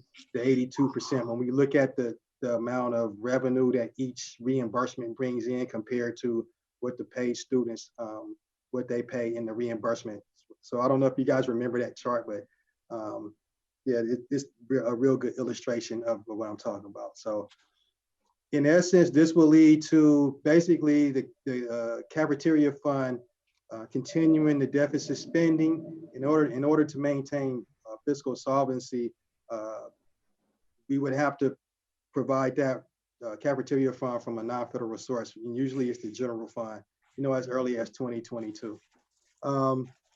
If the meal price increase is not approved, I would have to submit a waiver to the CEE, and then basically this will allow, as I said, that subsidizing of the paid meals with the free and reduced ones. The waiver also states that the waiver also states that once the district reaches a negative or zero balance, then we agree to fund from a non-federal source, and then I have to provide a balance sheet with a positive balance as of December 31st of 2019. So the actual calendar year, not the fiscal years. Next slide, please. And so at this time, there is no proposal for breakfast. However, I propose to effectively July 1st, increase the elementary school lunch meals a quarter, raising them from $2.75 to $3 even. And then the secondary price also a quarter from $3.25 to $3.50. So at this time, I would like to answer any questions that you may have. And that's the end of my presentation. This concludes my presentation. Awesome. Thanks, Charles. Appreciate it. Any board questions? I have a question. Yeah, great. Charles, for so much, thanks for all the work you're doing, and thanks for your team, and again, for doing the work they're doing now. I have a couple of questions, actually. Is one, are you having any trouble procuring different food things? I mean, we're all going to the store and the shelves are pretty empty. Are you having any trouble in that regard? Not really. What we did, maybe the first couple of weeks we did. So when the shutdown first happened, we were doing a lot of like sandwiches and things like that, cold meals. And so that was kind of the plan to go through. The original plan was the 3-week shutdown. So it was to kind of do cold meals. So as the shutdown was extended, we started utilizing a lot of our, what was left in our inventory in our freezers here. So we started providing like 3 days a week. We would do a hot item. So we have things like corn dogs and like French bread pizza and things like that. So what we're having a kind of a hard time doing is procuring like paper bags and things. So everybody's getting paper bags or plastic bags. So trying to keep up with that has been an issue. So our vendors are very helpful. They're coming up with not coming up, but they're trying to provide solutions and different alternatives for us, to keep this thing going. That's great. The other thing I was wondering, and I don't know what we can do about it, but as we think of moving into next fall, and now more people than ever are unemployed, and I would think that our numbers for free and reduced could really increase over this next year. And so I don't know if we have any way of thinking about that, or ensuring that, one, I guess, ensuring that people know that it's available, so that for those families who need it, they take advantage of it. And, so that, but then again, how we think about that in our planning. Well, one of the things that we have to do every year is there's this thing called a letter to the household, and they usually we put them in also in the back to school package. So we have to advertise, for lack of a better word, like let's just say a copy of the current application, like the instructions on how to fill out the application. And so that is all included in the packet. And so we are mandated by the USDA and the state to provide that information. So that always goes out at the beginning of the school year. So my experience is, and I also kind of agree with you, Trustee Maben, as far as like going into next school year, I think our free and reduced numbers will rise. But I think the challenge is in I've been in other districts where you have some families that don't want to apply for it. So I think that will be the challenge going forward is you can put the information out there, but you can't make them fill out the apps and turn them in. So yeah, that'll be the biggest challenge. Okay. Thank you so much. All right, you're welcome. Rochelle? If this is approved, how do we plan to reach out and notify families? Well, like I said, the same thing at the beginning of the school year, that is part of the letter to the household, the application process. It also, we have to give, we have to state our paid meal price. So going back, this only affects the students that don't qualify for free and reduced. It only affects those paid students. So we do have to, for breakfast, a reduced student, we can only charge 30 cents a meal. For lunch, we can only charge 40 cents. 40 cents a meal. So this only affects the paid students. Okay, thank you. But we do have to notify all of the households in the district every year. Like I said before, that's mandated. Okay, I was thinking this starts July 1st. You're saying a back to school letter mid-August, but I guess we don't know if we're feeding anyone this summer yet. So well, it also depends on we have an online option for as far as putting out the applications, but then we also have a paper app. So that goes, without saying. So whenever we get the paper app back from the printers, sorry about that, then we go ahead and publish the letter to the household. So there is a date when I fill out the site app in CNIPS every year. There is a date where it says, how will you let the community know? And so there's boxes you can check. There's flyers, there's letters, there's billboards, and whatever the mode or medium that you want to take, you just check that box and you put a date in there. So they kind of hold you accountable for that. Okay, thank you. Mm-hmm. Thanks, Rochelle. Any other questions? Charles, I just have one final question. I just want to make sure, you obviously, this is your second time before the board. We did this advisory last week, and then we're doing this for action tonight. Right. In the interim, did we hear from any parents of any concern about this raise? Not to my knowledge. Not personally, I haven't heard anything. So. And Mr. Stock, did you hear any concerns? No, we have had none reported to us, and none up to my office or inquiries or concerns. Great, thank you. Okay, are there any other questions on that, or let me just quickly check to make sure we have no public comment. We have none, so there's a motion. So moved. Moved by Rochelle, seconded by Derek. All those in favor, please signify by saying aye. Aye. Aye. Aye. Sorry. Opposed? Abstentions? Just under the wire with that. The motion passes. Great, thank you, Charles. Appreciate it. So I'm gonna call Deputy Superintendent Patterson back in a moment. Although I do just want to, we're all figuring this out together and figuring out how to do this. We did actually get a comment up on the screen that I want to rotate. That ultimately is gonna Kathy Pond is gonna need the answer. So I'm giving Kathy notice. I'd like you to come back after this next motion. So know that, and then we'll move on and give you a warning. So with that, Deputy Superintendent Patterson, you want to come back and talk to us a little about the Resolution 19-2023. Yes. So staff has been working with our financial advisor, Capital Public Finance Group, Special Legal Counsel, Orrick Harrington and Sutcliffe, and our placing agent, Stiefel Nicholas and Company, to determine if the district could refinance the 2006 certificates of participation under more beneficial terms in order to save the district money.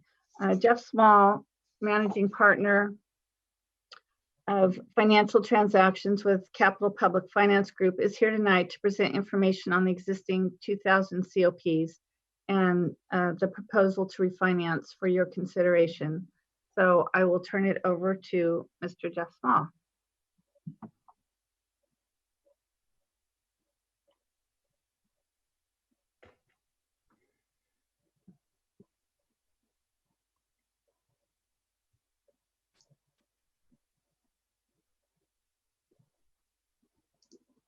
Jeff, are you ready to? Are you going to give a presentation, or are you just there to? One moment, we're letting Jeff in. Jeff, if you could unmute. He's there. Yep. You're muted, Jeff.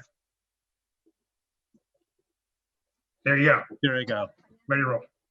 Yeah, thank you. Thank you.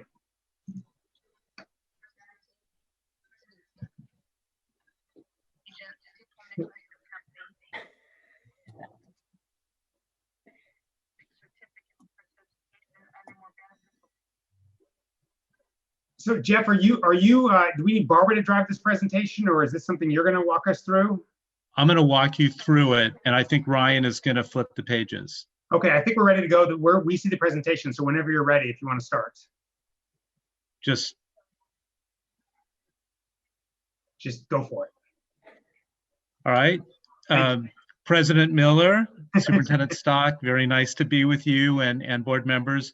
I'd be remiss not to congratulate Jack on being accepted to LMU's School of Film and Television. I have a junior who's at the School of Film and Television, so if there are any questions that he has or parents,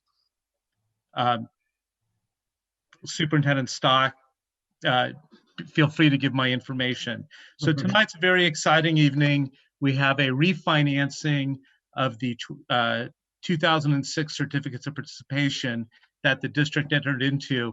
I think just for the audience, so folks know, in California, when school districts borrow money and they don't have voter approval, the debt takes the form of a lease. And that lease can either be a certificate of participation, like what was done in 2006, or it could be a direct lease that's placed with a commercial bank. So back in 2006, the district issued approximately $19,890,000 of certificates of participation, or COPs. Currently, the balance is about $13,880,000. The district has done a great job in being able to pay off $5 million of that debt. The remaining debt service on that is about $19.9 million, and the interest rate is 4.46%. The 2006 COP matures in October 1, 2035, but it can be prepaid without penalty as of June 1, 2020. So next slide, please. So we have before you a refinancing whereby we have the opportunity to replace that 4.46% interest rate with a 2.29% rate, and that includes all costs of doing this refinancing. So the amount of the financing would be $14,159,000, and that does include costs of approximately $140,000. The actual interest rate on the loan from the bank is 2.17%. When we include that cost, it comes down to 2.29%. So what does that mean? Well, it means that we've been able to reduce our debt service, similar to reducing your monthly mortgage payment. If you were to take the value of that savings today, that would be about $2,487,000, or 17.9% of the loan that we're refinancing. So our debt service is going to drop from the 19.9 million to 16.9 million. That's $3 million. We're not extending the term of the loan. The district can prepay that loan as of October 1, 2026. And one of the key portions of this refinancing was that we were able to negotiate a special one-time prepayment. The district does have, capital assets. Those are currently go to make debt service payments, excess special taxes, and developer fees. So there is the opportunity of reducing that debt. I will say, everybody's talking about COVID.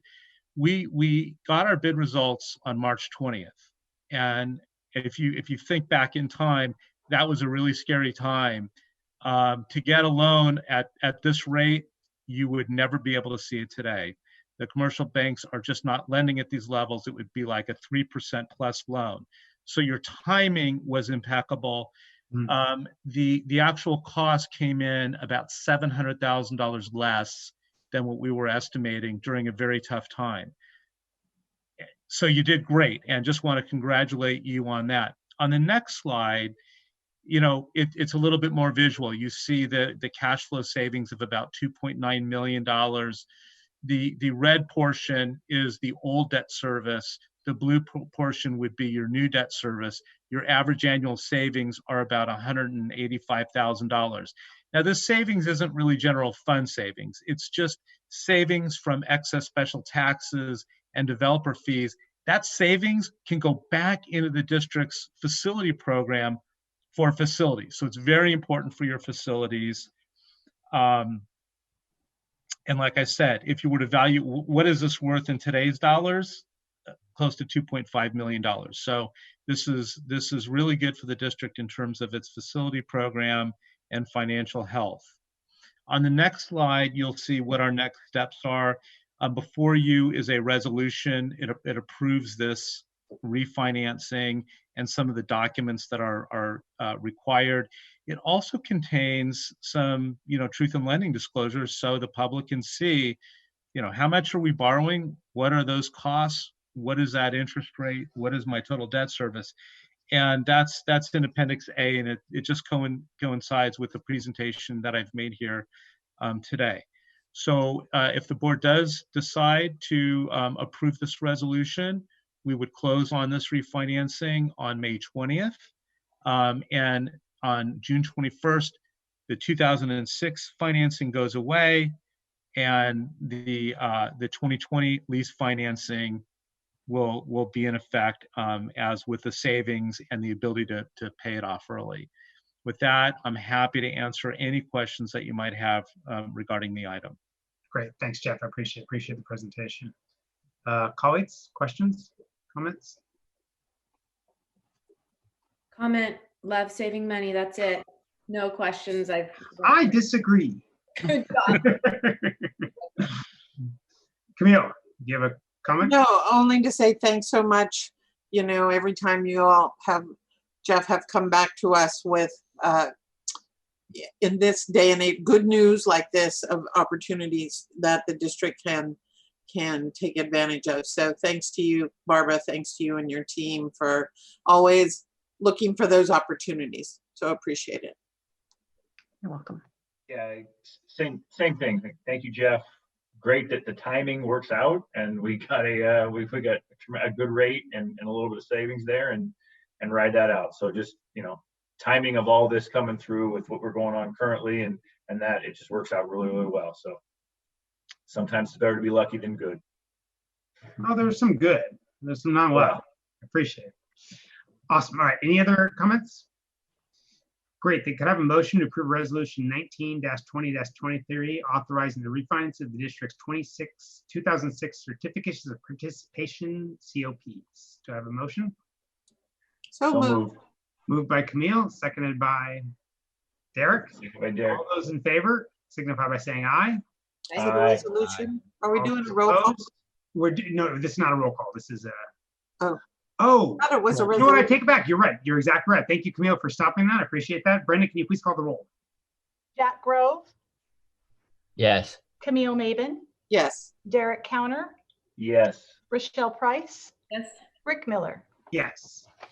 Thank you, Brendan. Jeff, thank you again. Appreciate it. Appreciate you. Always bring us good news. You're always welcome here when you do that. So thank you. Great. So Kathy Pond, if you are there, I want to bring you back. And again, I think, normally, just to be clear, in a normal board meeting, when we move on from an item, we go back to it. But given the awkwardness of this, I think someone's trying to ask a question back on our COVID update around our distance learning. And I want to bring that in. So from my friend, Nicole DeVayle. So has Rocklin considered reaching out to the local charter schools that specialize in working independent study and homeschooling population?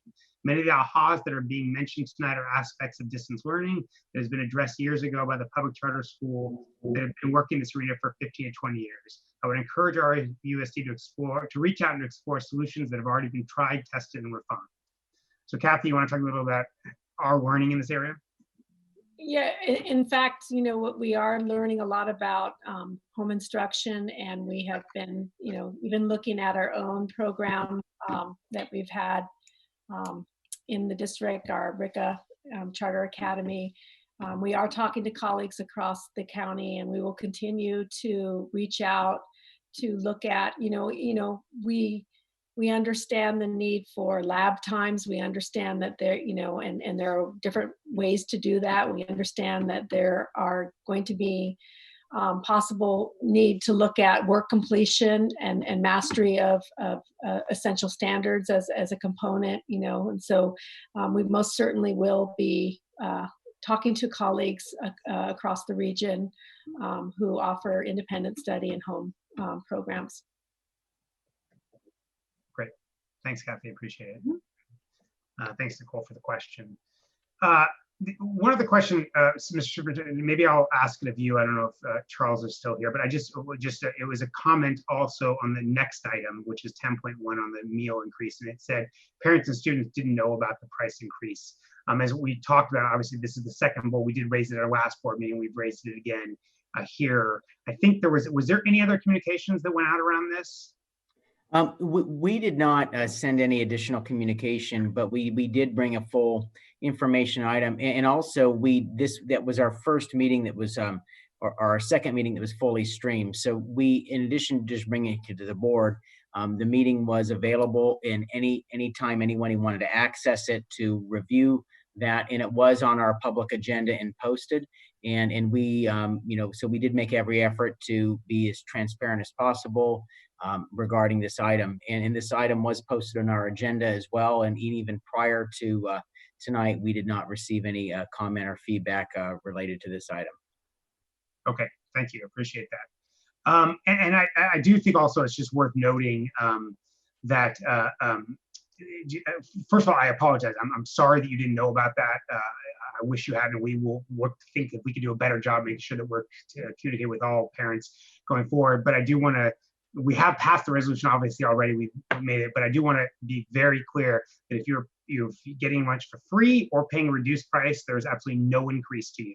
It is only folks that are not being subsidized that are going to be paying a little more for the food they're getting. And frankly, everyone's getting subsidized a little bit as it is because we lose on this program. So yeah, sorry, Roger. I was going to say, Trustee Mayor, we have not asked the board to increase prices in nearly 5 years. So we only reluctantly do that when it became apparent that our free and reduced lunch students were subsidizing the others. And so we only ask for these increases when it's really a last resort for us to do so. Great, thanks for coming. Okay, as long as you have the floor, let me have you continue. We're going to move on to item 11.4, approval of educational services reorganization proposal. President Miller, trustees, one of the most important tasks that I have as superintendent is to ensure that we have the best leadership possible, especially in areas related to teaching and learning. And that is a driving force behind the proposed reorganization of ed services that I bring to the board tonight for approval. So going into the rationale behind this reorganization on the next slide, Deputy Superintendent was acknowledged by our TPA President Travis Moget, announced her retirement effective June 30th. She has been amazing in the work she's done and the leadership provided in the last 5 years to Rocklin Unified, and will be sorely missed. So we launched a statewide search and hiring process to look for a new deputy superintendent.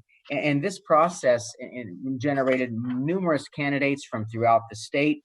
And then our first level of the process involved 24 RUSD stakeholders, whether it be teachers, classified employees, administrators, labor leaders, and even parents. And they, in that first round process, validated current RUSD leaders that had an interest in increasing their responsibility, increasing their leadership to the district. And so I will share that I'm personally thrilled about this validation. It's been a goal of ours as set for me by the board that we expand our leadership pipeline, that we work to build leadership from within as much as possible. And the fact that this first round recommended to me and cabinet colleagues existing personnel for increased leadership opportunities really validated this. And so I just want to acknowledge that. So this provided an opportunity for me to think about the use and strengths and talents and new ways of our leaders to deliver better quality in a more efficient manner, support for our schools in their work to improve achievement and wellness for our students. So the fiscal impact, and I do want to mention this early on because I know, given all the conversation, that that this is at the forefront of all of our minds more so than ever, is that this reorganization plan does provide significant ongoing cost savings to our district. And that's estimated to be $209,000 annually. And that's achieved by the elimination of the Deputy Superintendent of Ed Services and the administrative assistant position that supports that position. Frankly, given the current and upcoming budget challenges, which have been widely discussed tonight, finding savings and efficiency in all areas of the district are critical and will continue to be even more critical. And this really is just, another example in the latest of a series of ways we've looked to do that, even including looking at, top level administrative positions within the district. But let me now share the recommendations of this reorganization. First, the current successful directors of elementary and secondary education will take on additional responsibilities in 4 key areas: professional learning, curriculum, instruction, and then supporting key additional areas. And so the first portion of this recommendation involves eliminating the Deputy Superintendent of Ed Services position and recommending to the board the appointment of William McDonald, Associate Superintendent Elementary to Elementary Education and Educational Services. Bill would also oversee the Director of Special Education would report to him, along with our District Health Supervisor. And then the second portion of this recommendation involves an recommendation to appoint Marty Flowers, or better known as Marty, to the Associate Superintendent of Secondary Education and Educational Services.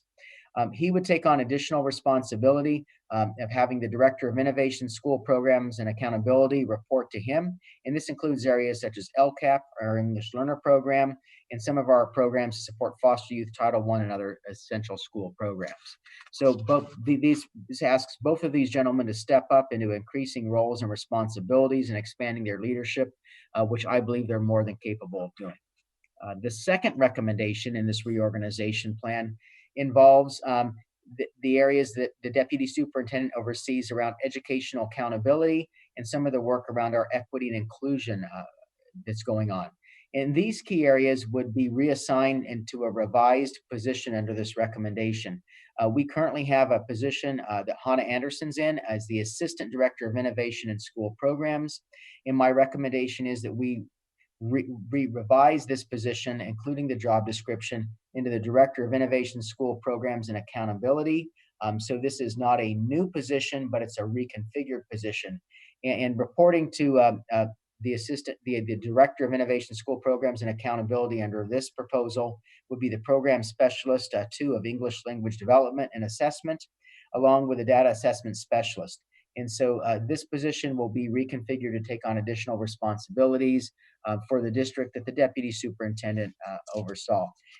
But also very importantly, would provide, the leadership around the equity inclusion works really comes from the board, comes from myself and all leaders in the district. But this new position would also do the day-to-day staffing and work of that to make sure that that does not diminish our work in equity and inclusion, which we know is a critical area for the board, is a priority. The third recommendation in this proposal is that we restore the Data Assessment Specialist position. This is a classified position that the district had but eliminated a couple of years ago. And the reason behind this is that out of the Deputy Superintendent's office, there was a lot of data work done. And there's an increasing need for data and assessment to support the work of our schools in key areas such as MTSS and PBIS that have been identified, in supporting the need for students. And that will become even more increasingly important as we deal with learning loss of our students. And then there's also continuous improvement tools that rely on data to impact the achievement and wellness for students that this position will support. And then the third rationale is that we have increasing demands of data being reported to the state. And that's for the dashboard, our seabeds, and other areas. And that's in the CalPADS or the California Longitudinal Pupil Achievement Data System. And that requires just a tremendous amount of data that's sent in. And then, of course, like a lot of state data systems, it is not perfect. If you've worked with EDDs or DMVs recently, you know that we have to do a lot of clarification. And so that becomes more high stakes. So having additional support in this area is part of this recommendation. And then that really does conclude my recommendation series, but I just want to reiterate to the board that this plan supports the board's goals and direction to me as superintendent to first ensure the highest quality leadership in RUSD, that ensure that our schools and efforts to improve achievement and wellness have support, and then finally, that we use our district resources in the most efficient and effective way possible. And at this time, I'm happy to answer any questions and do request approval for this reorganization plan and the related items to it. Great, thank you, Mr. Superintendent, appreciate it. Colleagues, questions or comments? Just a real quick question, just more for clarification. So this is a net reduction of headcount and dollar savings. Yes, this reduces a deputy superintendent, so one of the most senior positions in the district, along with the administrative assistant that supports it. And so it does a head count of administrators and district office personnel, and does generate a ongoing cost savings of over $200,000. So, okay. Thank you. Very good. Thank you. Rochelle, did you? Sounds like a win-win. I love that we're using people's strengths and expanding internal leadership as well as saving money. So, Camille, have any? No. You know, good deal.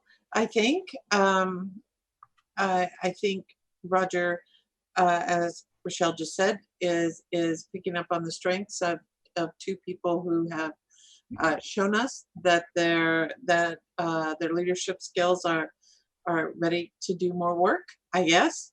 I do think, you know, certainly, as was said, we will miss Kathy. And I just want to say, I think as you go into this new configuration, Roger will take on additional kinds of responsibilities as well, and we should all just know that and understand that as we go forward. And but I think it will be an exciting time for everyone. So nice work, Roger. I'm sure you thought a lot about how all this will get done.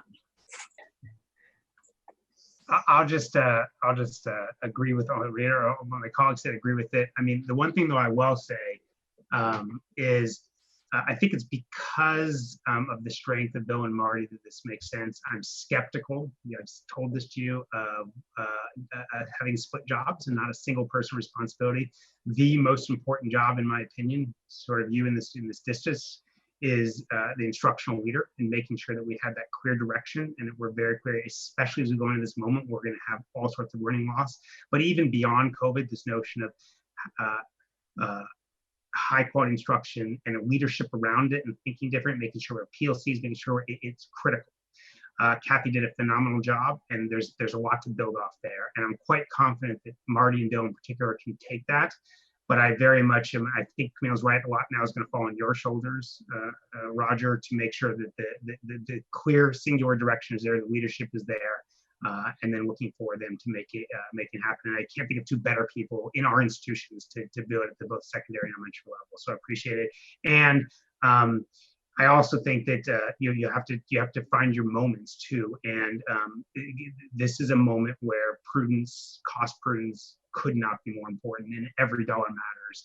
And so this is it's an elegant move at the right moment to find two people that can fill in and also save us costs. So I appreciate that, and I'm excited to see this go forward, and looking forward to all of your leaderships moving forward. So unless there's other comments. Sorry. Trustee, if I could just add, Trustee Miller, one more other comment. This is my 7th year in the district, and I'm so thankful for that. But I will tell you that I continually look, as the board directs me to look at what is the best structure, the best way to achieve results. And this is not the first reorganization of education services that the board's approved to meet the results in the moment that we have. And I will always continue to look at that and make further recommendations as the goals evolve, the work and needs evolve of the district. And so that, I think, just the board needs to know that I always see this as a dynamic that we're evolving in. And so I can assure the board that if I'm here an additional 7 more years, that there will be continual look and of how to achieve the best results by making sure people are in the right seats to do that and that we have the right support going forward. I appreciate that. Appreciate that. And I should say also real quickly too, before I open up for a motion, that I know we'll talk about Bill and Marty in a second, but I'm appreciative of the promotion for Hannah. I think she's done a phenomenal job. I really like her leadership around LCAP, leadership about the way she thinks about the work, how she thinks about moving forward. I think you're right that what's coming under her is critically important, and I think I'm looking forward to seeing her rise to the occasion. So I'm excited to have her step up to this role.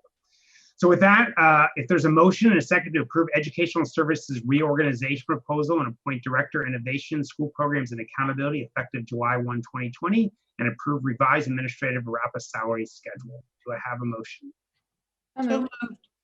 Moved by Camille, seconded by Rochelle. Brennan, will you please call the roll? Jack Grove, Yes. Camille Maben, Yes. Derek Counter, Yes. Rochelle Price, Yes. Rick Miller. Yes. And I did check that I should have said there were no public comments at that point. We'll keep checking in case that changes. Great. So building off that conversation, I see Tony's joined us. Sorry, did something come up, Brenda? Thank you. No, I just need to ask you something. Yeah. I wondered if Bill and Marty were online and if they wanted, and Hannah, anybody, just to say something now that they're. We're gonna right now. Hannah, I don't think is. Roger, you can correct me if I'm wrong, but we are right now going to. Tony's gonna actually do the appointment of. Oh, okay. So then, okay. Right. And Bill and Marty should be, as cabinet members, logged in and attending for questions. Hannah, since she didn't have items before the board, was not required to be present.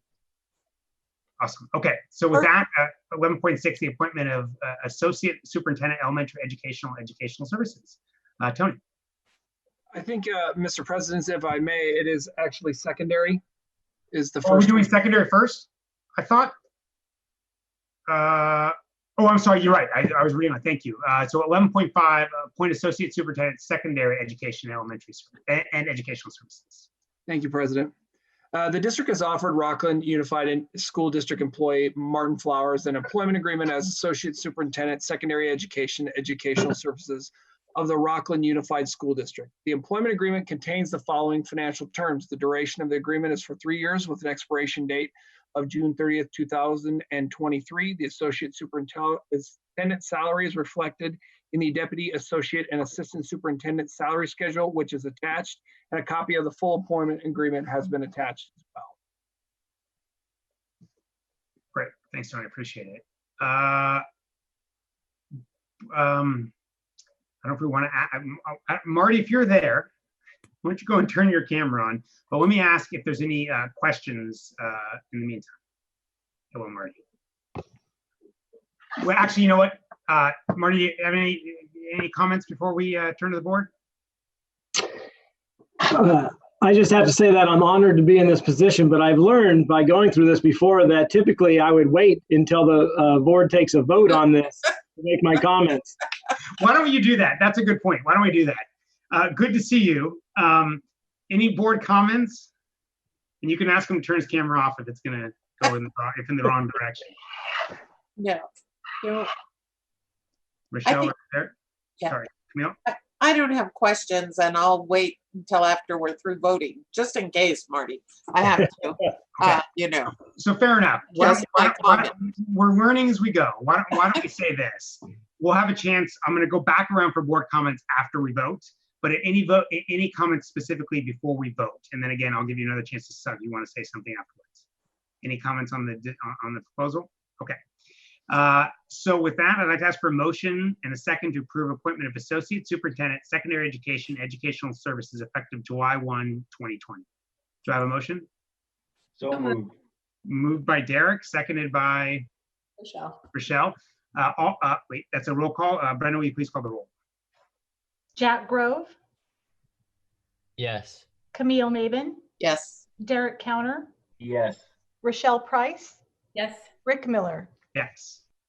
Okay, thank you. And thank you for sticking with it. So let me again go around my colleagues. Is there anyone that has any comments now that we've made this important point? Camille, do you want to lead us off? Sure. So because I've known, you know, Marty since, yeah, your hair was a different color. So, you know, a really long time when we opened Rocklin High. And it has been a pleasure to just watch your career grow, and you as well, into this position that is, you know, has great responsibility. But I think you have the skill set, Marty, to really do it justice and do it well. So, you know, I'm thrilled to see you there, and congratulations on this work, on your promotion. So. Thank you. Derek or Rochelle, do you have any? No need. Yeah, just again, congratulations. Nervous excitement, right? You're great in your role, putting more on you, demanding more, but just looking forward to your leadership and you know, the dedication and the support you have for RUSD. So nothing but positivity going forward. Thank you. Congratulations. It's awesome having somebody internal with your skill set and talents, and we're excited. Thank you. Yeah, still on that, Marty. Excited to have you step up to this position. Glad you applied. Glad you're doing it. I mean, I think what makes you so special is the relationships you have, the way you get along with people, the way you engage with people. And this is going to be an important moment for us to call on those relationships and you taking leadership. There's a lot of work we have to do in secondary. I'm very proud of where high schools are, but I think you'll be the first to say we have room to grow. Especially, I know you know that math is an issue that we're paying particular attention to, and there's need. And so I'm really looking forward to your leadership in the area, and really appreciate you stepping up at this important moment. So thank you. And with that, do you have any comments? Thank you. I would just like to say to Trustee Superintendent Stock, I'm honored to be in this position. There's so many people that have mentored me through my, I'm very fortunate that I've been in Rocklin for 26 years. And through that process, I've had a number of people support me. Currently, I mean, Dr. Pond has done an amazing job, and definitely big shoes to fill with her energy and enthusiasm. And I appreciate everything she's done to train me, as well as others along my path. I've been lived here in Rocklin for 21 years. And Derek, as you said earlier, to me, Rocklin's a special place. And that's why I've chosen to stay here the whole time. And again, I'm just so honored to have this opportunity to continue to lead here. And I just want to thank everyone from my family to my current colleagues, and also those others that have mentored me along the way. We have a special place, and I'm going to do everything I can to keep the excellence in education we have going on here.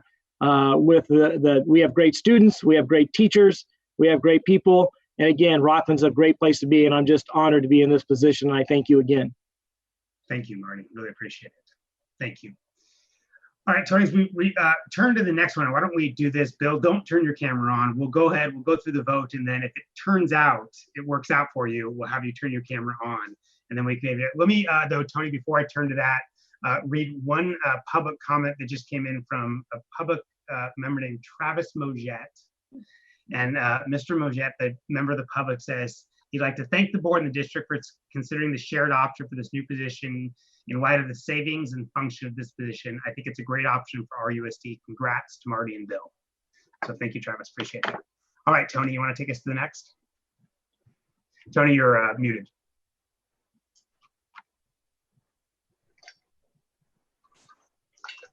Got it. My apologies. The district has offered Rocklin Unified School District employee William McDonald an employment agreement as Associate Superintendent, Elementary Education and Educational Services of the Rocklin Unified School District. The employment agreement contains the following financial terms. The duration of the agreement is for 3 years with an expiration date of June 30th, 2023. The Associate Superintendent salary is reflected in the Deputy Associate and Assistant Superintendent salary schedule, which is attached. You are also given a copy of the full employment agreement. What I'm asking is the board to make a motion to appoint William McDonald as the Associate Superintendent, Elementary Education and Educational Services. Great, thank you, Tony. Do I have any comments specific on the proposal? Any questions or comments? All right, then do I have a motion to appoint Bill McDonald to the position? Moved by Camille. Do I have a second? Second. Second by Rochelle. Thank you. Brenda, will you please call the roll? Jack Grove, Yes. Camille Maben, Yes. Derek Counter, Yes.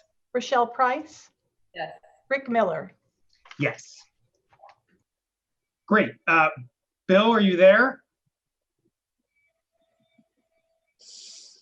Yes. Awesome. I'm here. Well, congratulations. We're super excited. Thank you. Why don't we do this? Why don't we start with you? If you have any comments, and then I'll let the board comment as well. So please, we'd love to hear from you. Thank you. Good evening, everybody. Thanks for being here on this call. I'm honored and excited to be granted this position. It's a great thing for me to be able to take on more responsibility in Rocklin. I really appreciate the trust that Superintendent Stock and all of you are putting in me, and I feel like I can fulfill that promise of moving education forward in Rocklin. I'm excited about doing it. On the opposite spectrum of Marty, you know, I've been here 4 years, and we kind of took a chance on this district, Rocklin, moving up, and didn't really know what to expect. Looked pretty good on the internet. And it's just been amazing for my family and for me to be here. And I've just had tremendous opportunities, but mostly it's just about getting to work with a ton of great people who are great leaders, great teachers. We have a great peer group here. So I feel very, very privileged to be in Rocklin and to have this opportunity.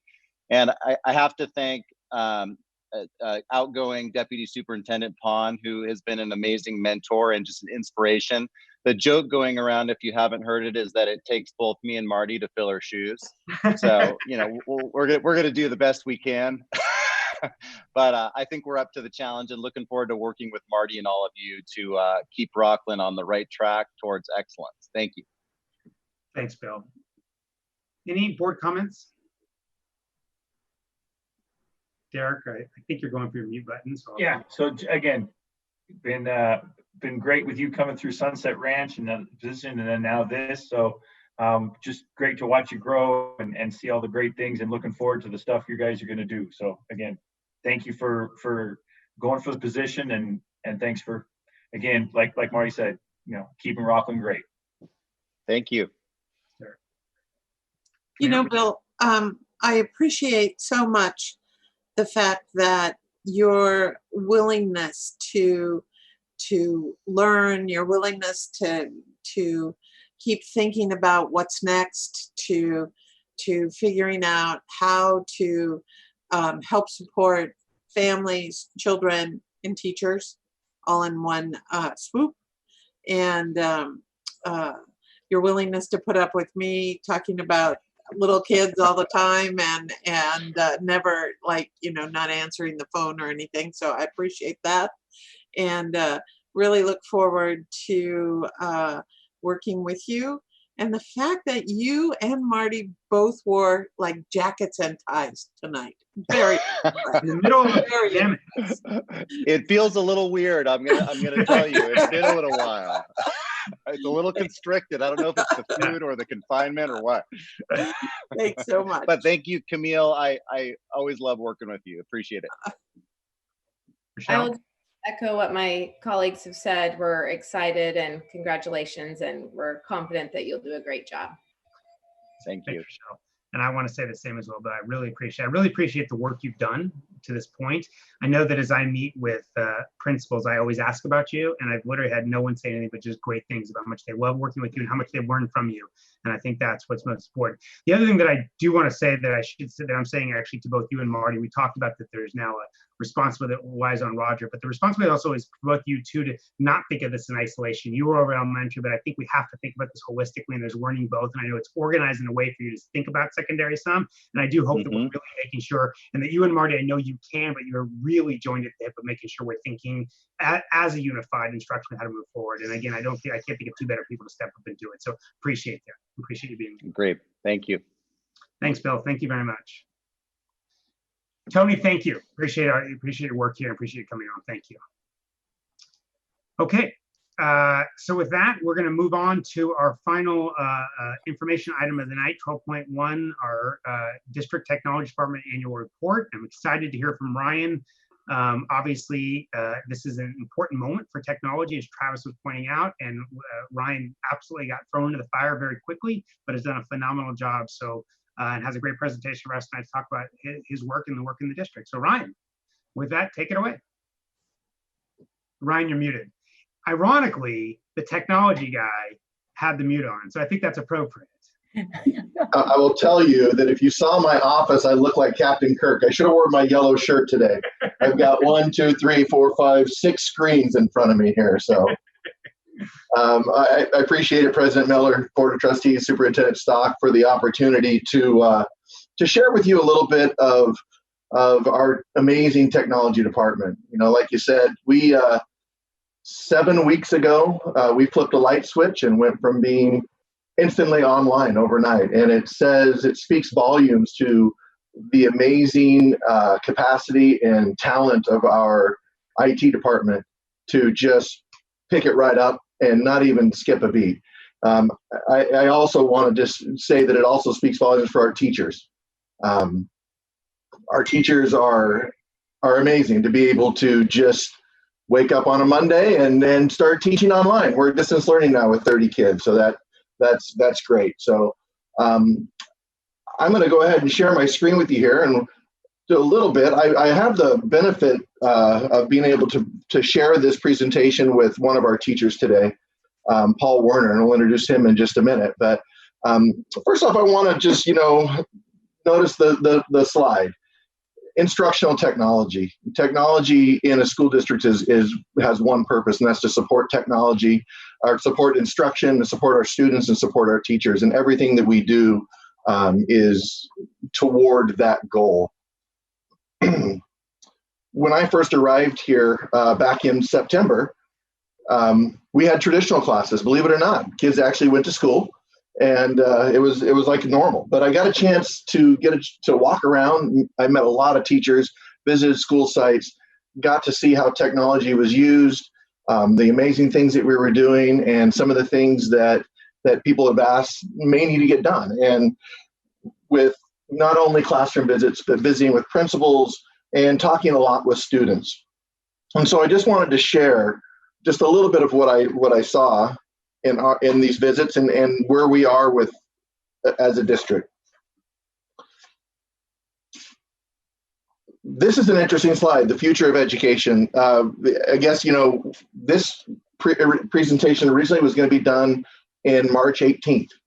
And or that's our school board meeting the week that we decided to not go. So the future of education on March 16th or March 13th was a different future of education than we have right now.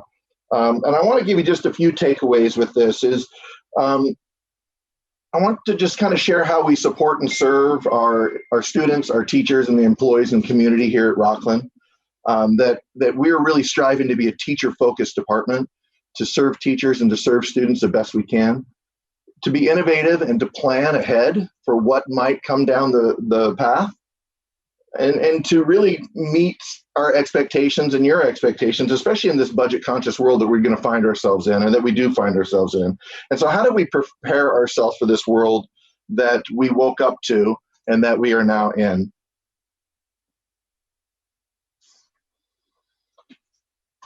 Like Travis said, we have an amazing IT team, and there's no way that we could have done that with a less talented team. I mean, our team supports every student and every employee in the district. There's not one person that works at Rocklin Unified that is not affected by technology or doesn't use it every day in their lives. And since March 17th, will also include our parents.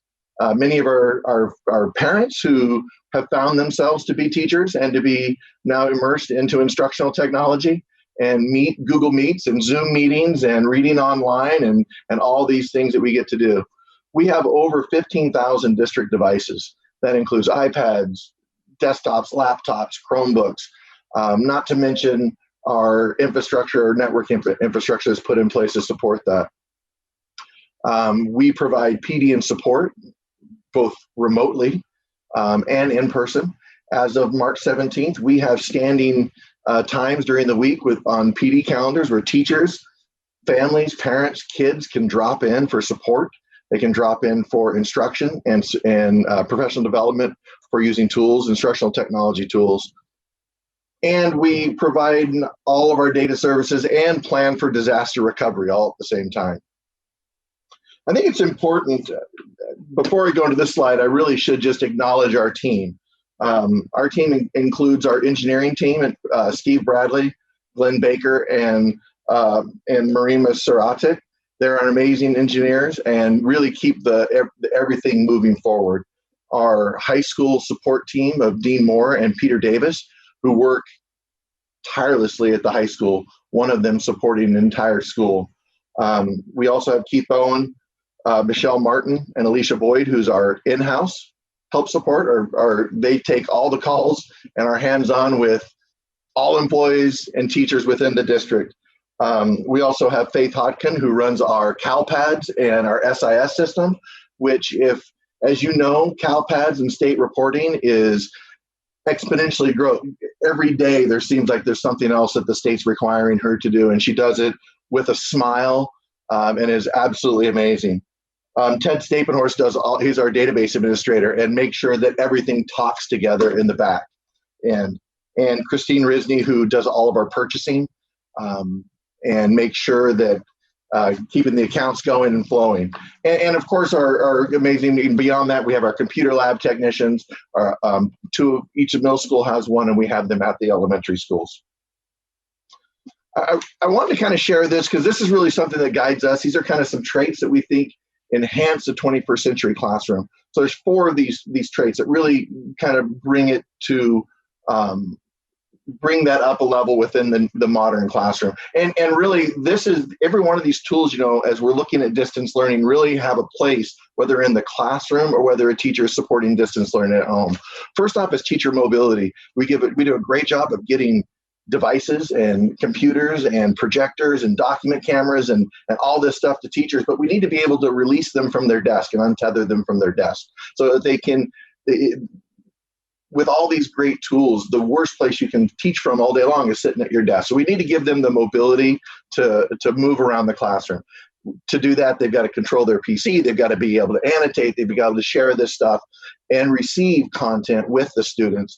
And the fourth part of this is to creating longitudinal data that sticks with the students, that's standards-based. So it gives the teacher the ability to draw upon data to help make decisions individually for those students and create individualized learning for them.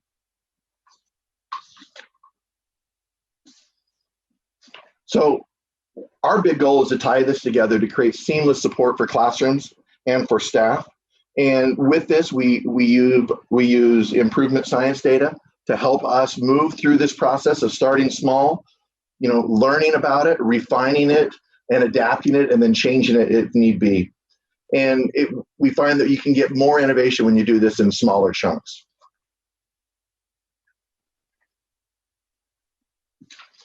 Part of this is also kind of creating, and we have an amazing engineering team that have planned, built, and built this infrastructure to support learning.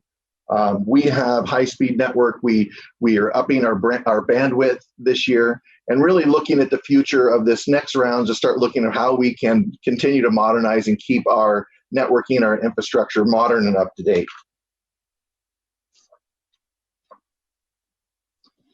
One of the questions we ask ourselves a lot is, how might we use data more effectively to identify and help students earlier, and to really use that as data-driven decisions to help guide us in making it more personalized for the students. So how might we use tools like predictive analytics to give us insight, to identify needs, to work with systems with Hannah Anderson and with the systems that she works with to really help guide instruction? And what can we do on the back end to get that seamless so that our teachers have easy access to data to make those decisions, but don't have to necessarily be data input personnel to spend their day entering data in there, but be able to have that at their fingertip to be able to be used. Again, our service and support team is amazing. We have everything from Chromebooks to iPads to Windows machines. We've got data centers. We've got media players. We do remote and on-site assistance. We facilitate repairs, both in-house and we send those repairs out. It's one of the things that we're really excited about is building a program within our school systems for our students to take care of all the repairs of our district devices. And Paul Werner will talk a little bit about this here in a little bit. but also to create a digital safety and digital citizenship, and while we're protecting our students' data and making sure that that data is private. With that, I'd like to introduce Paul Werner. He is the CTE coordinator and computer science teacher at Rocklin High School. And his students have kind of made a little bit of a presentation for us to talk about what they're doing at Rocklin High School and what that looks like intertwining in with the instructional technology department. So Paul, I don't know if you're in there or not. I am here. Thank you. I transitions. So good evening, Board of Trustees, President Miller and Superintendent Stock. Thank you for the opportunity to present tonight. The computer science program at Rocklin High School has flourished over the last 4 years. Next year, we will have 3 different CTE computer science pathways as the students continue to avidly pursue their interests. Needless to say, we have nearly outgrown our classroom. Mr. Johnson has worked with the students to try to optimize our space. The students are motivated, inspiring, absolutely love what they do, and have come up with some great ideas. We have 2 students presenting tonight by way of video, and I hope you enjoy their presentation. Thank you again.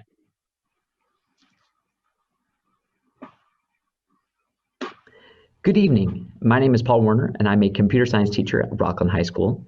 We have the privilege of bringing 2 students to you tonight to talk about the computer science program at Rocklin High School.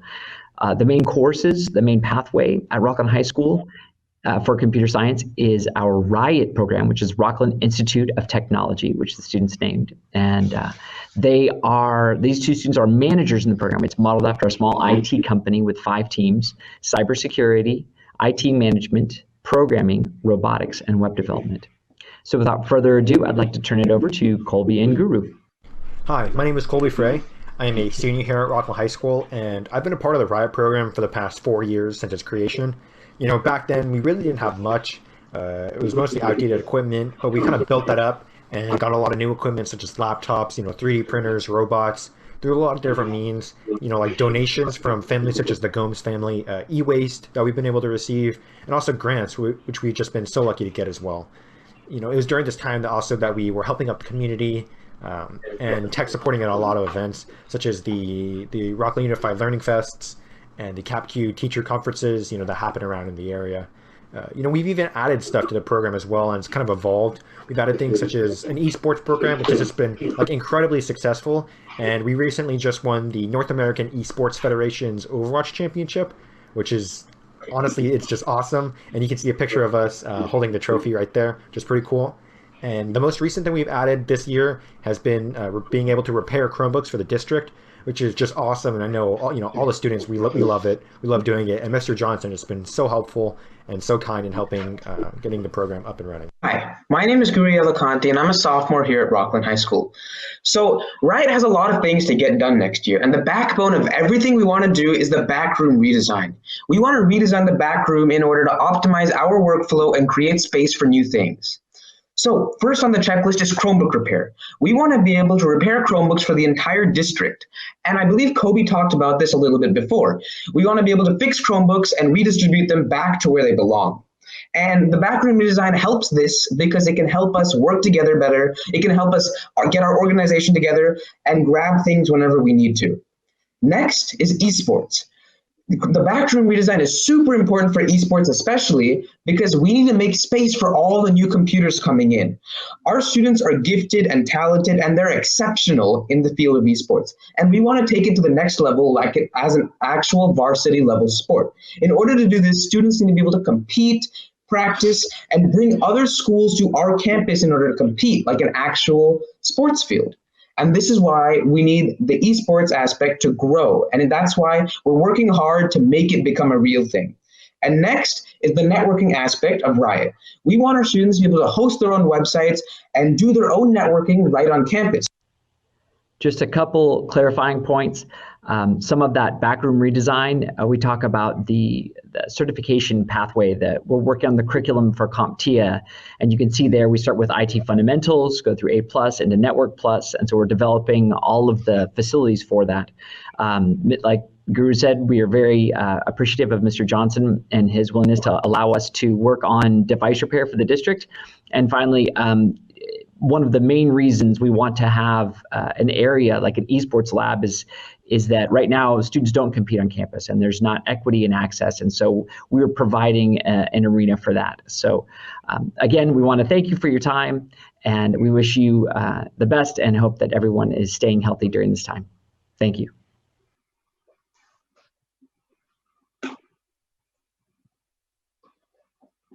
So I want to thank Paul and his students. It's a great thing for me to be able to get back in and be in the classroom and to help and work with kids. We as an instructional technology department, again, want to focus our decisions on students in the classrooms. Of all the things it takes to educate students, we understand that technology is only a portion of that, but to be able to have that tool ready and to have it to be able to be used is what we're striving for moving forward. And really that guiding question is that how might we question? How might we improve how teachers use technology and their ability to use technology, and how might we provide experiences for students that is real life within that? So a couple of things that we're really working on moving forward. Data privacy. Data privacy is huge, and it's something that in education we strive to do because a lot of our information rests with vendors and with other outside sources. We need to be really diligent in being able to guard that data and make sure that it's being used appropriately, and that we're following both state and federal rules and guidelines in order to do that. We also need to prepare for disaster recovery and have a disaster recovery plan. We are going through right now a process of looking through all of our systems and identifying where our strengths are and where we need to improve our data recovery. From everything from a potential wildfire to more commonly now ransomware, and are we able to have that data housed securely and be able to provide backups when needed. And also to future-proof ourselves. All the decisions that we're making today really aren't decisions for today. Really, our decisions that we make today are for 3 years and 5 years in advance.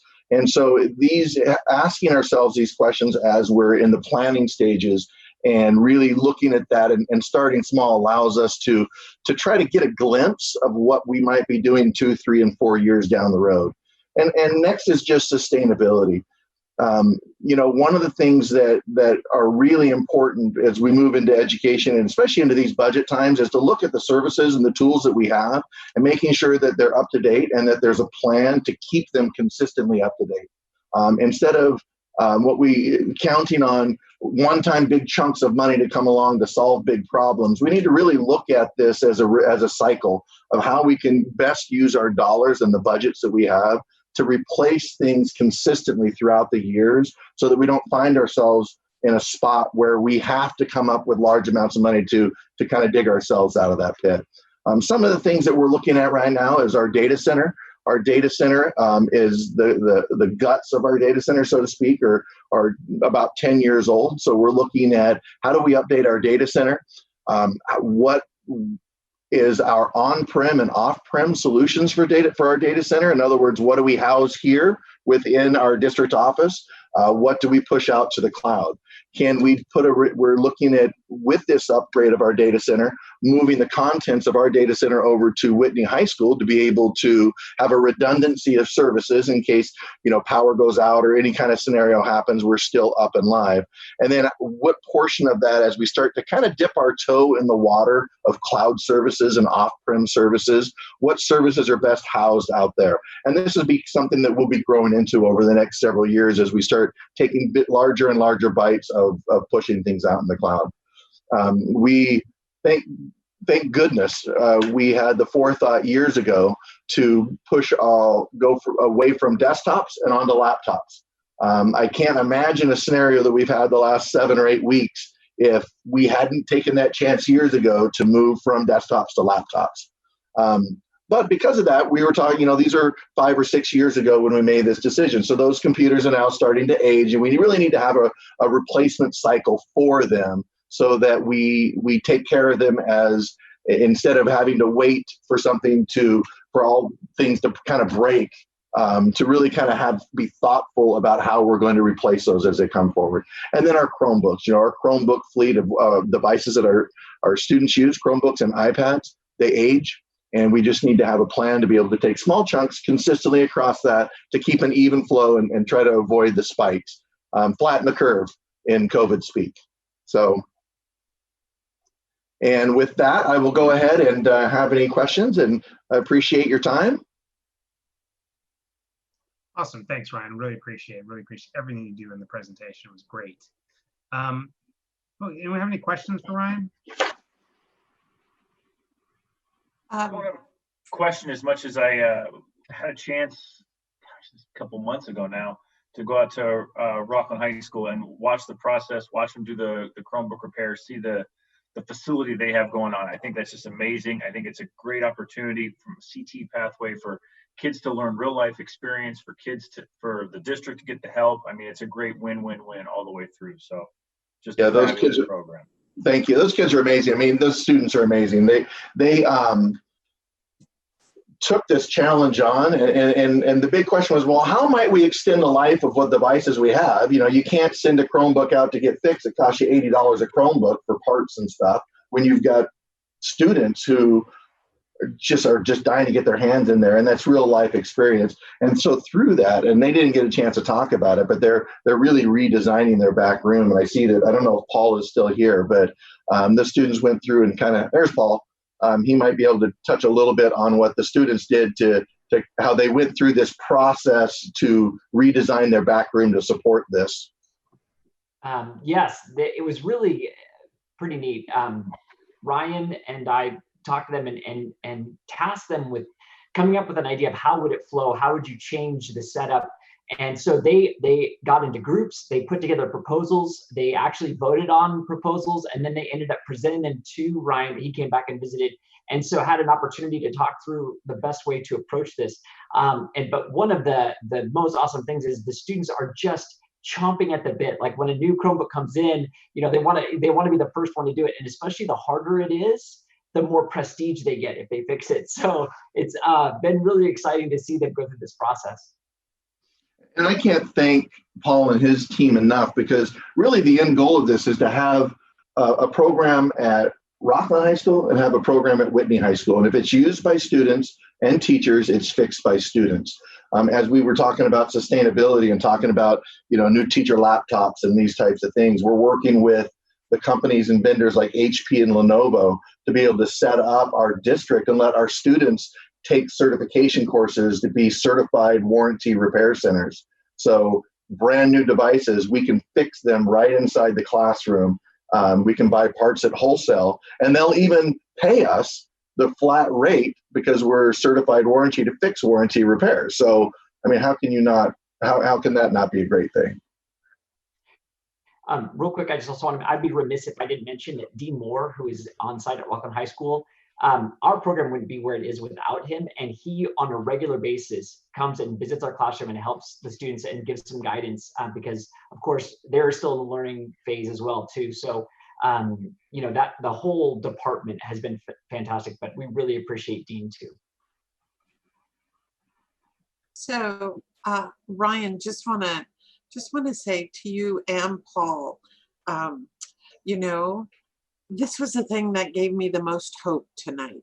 Hope for the future, not just hope for Rocklin High and all, but really hope that, wow, we've got people out there who are going to take good care of us in our years, when we're not doing that. So really, thank you so much. And thank you to the students who are working hard and Ryan as well for really, bringing this all to life. So congratulations, job well done. Thank you. It's been my pleasure. Any other comments? I just will reiterate as well. Thank you. Deeply appreciate it. I will say that, I'm sorry, Rochelle, did you have something you wanted? I didn't mean to. Just more positive comments. So go for it. You're good. So, and Paul, I particularly want to thank you for what you do for your presentation, also bringing kids to us tonight. We cannot have enough kids in front of the board. And so it was wonderful seeing them and seeing the great work you're doing. And I think if nothing else, I'm not sure that I wouldn't say anyone is considered technology a luxury, but I don't know that people understand how integral it is to education as they have over the last few months. And I think we're very clear what critical and that we cannot be successful. It's the backbone of what we're trying to produce. And my big hope, all of our hope, is that we take this moment in time and we learn from this. So even if we return to what was normal before, like we're all together, it's not what we left. And technology is a perfect example of how it can be integrated into our everyday instruction in a way it was in the past. I know I've talked to a lot of teachers who just did not touch the stuff, who now are actually quite competent with it. For good, like you had to deal with it, and you did. I think we made a lot of progress, and so I'm looking forward to continue that. And really appreciate both your leaderships in taking us to this point. Well, thank you. It's going to be very exciting when teachers come back to be able to support them in that, because like you said, their use of technology and the way that they're going to think about the way technology can be used in the classroom has kind of been spun around, and it's going to be, it's about the best PD you could ever get, I guess, just throwing you in the deep end and seeing and you got to swim, right? Exactly. Awesome. Any other comments? All right, I see no public comments, so truly, thank you both for being here. Really appreciate it, and thanks for your time and everything you do. Thank you. Thank you. Awesome. All right, I'm going to move on now to pending 13.1 pending agenda items. Are there any items anyone wants to place on the pending agenda items? Hearing none and looking at the list, it looks like no one is adding any. All right, so with that, I think we're at the time, believe it or not. I want to thank, if there's anyone left, thank you for joining us in this, our first Zoom journey. We had some, it didn't go as smoothly as it could have, but I thought we actually made good progress. I counted 2 members of the Price family. I counted a Maven dog. So I think, we made progress along that. We had the critical people were here. And in all seriousness, I do think as we close, we celebrated a watch night as we should have. We've made some great progress, but we also see the future, and there's some tough times coming, and we're going to have some really hard decisions, both budget and education wise. But I hope what you saw tonight was a theme of us recognizing and getting ready to rise to that moment. You saw us freeze positions. You saw us raise fees when we needed to. You saw us cut an admin, cut the second highest level person in the district to find cost savings. You saw us refi our COPs. We are absolutely doing everything we can think of to shore up our finances so we have as much money as possible to protect the critical work of all of our employees and the great work we do to support kids each and every day. And as difficult as it's going to be and as hard as I look forward, I think together I'm quite convinced we can make it work. And with all the challenges, I still do believe, as my friend Derek said, it's a great time to be in Rocklin. And so thank you. Thank you, Jack, for joining us tonight. And with that, I'm going to adjourn. Wait. First, I'm going to call on Camille. I just want to agree with everything you said, but just want to call out Brenda. Thank you for all of the instructions and getting us ready to go to do it, and even during the meeting, helping me get back on. So thank you, Brenda. Thank you, Camille, for saying that. Absolutely. Thank you, Brenda. As always, you're a rock star. With that, we're adjourned. Thank you very much. Good night. Good night, everyone.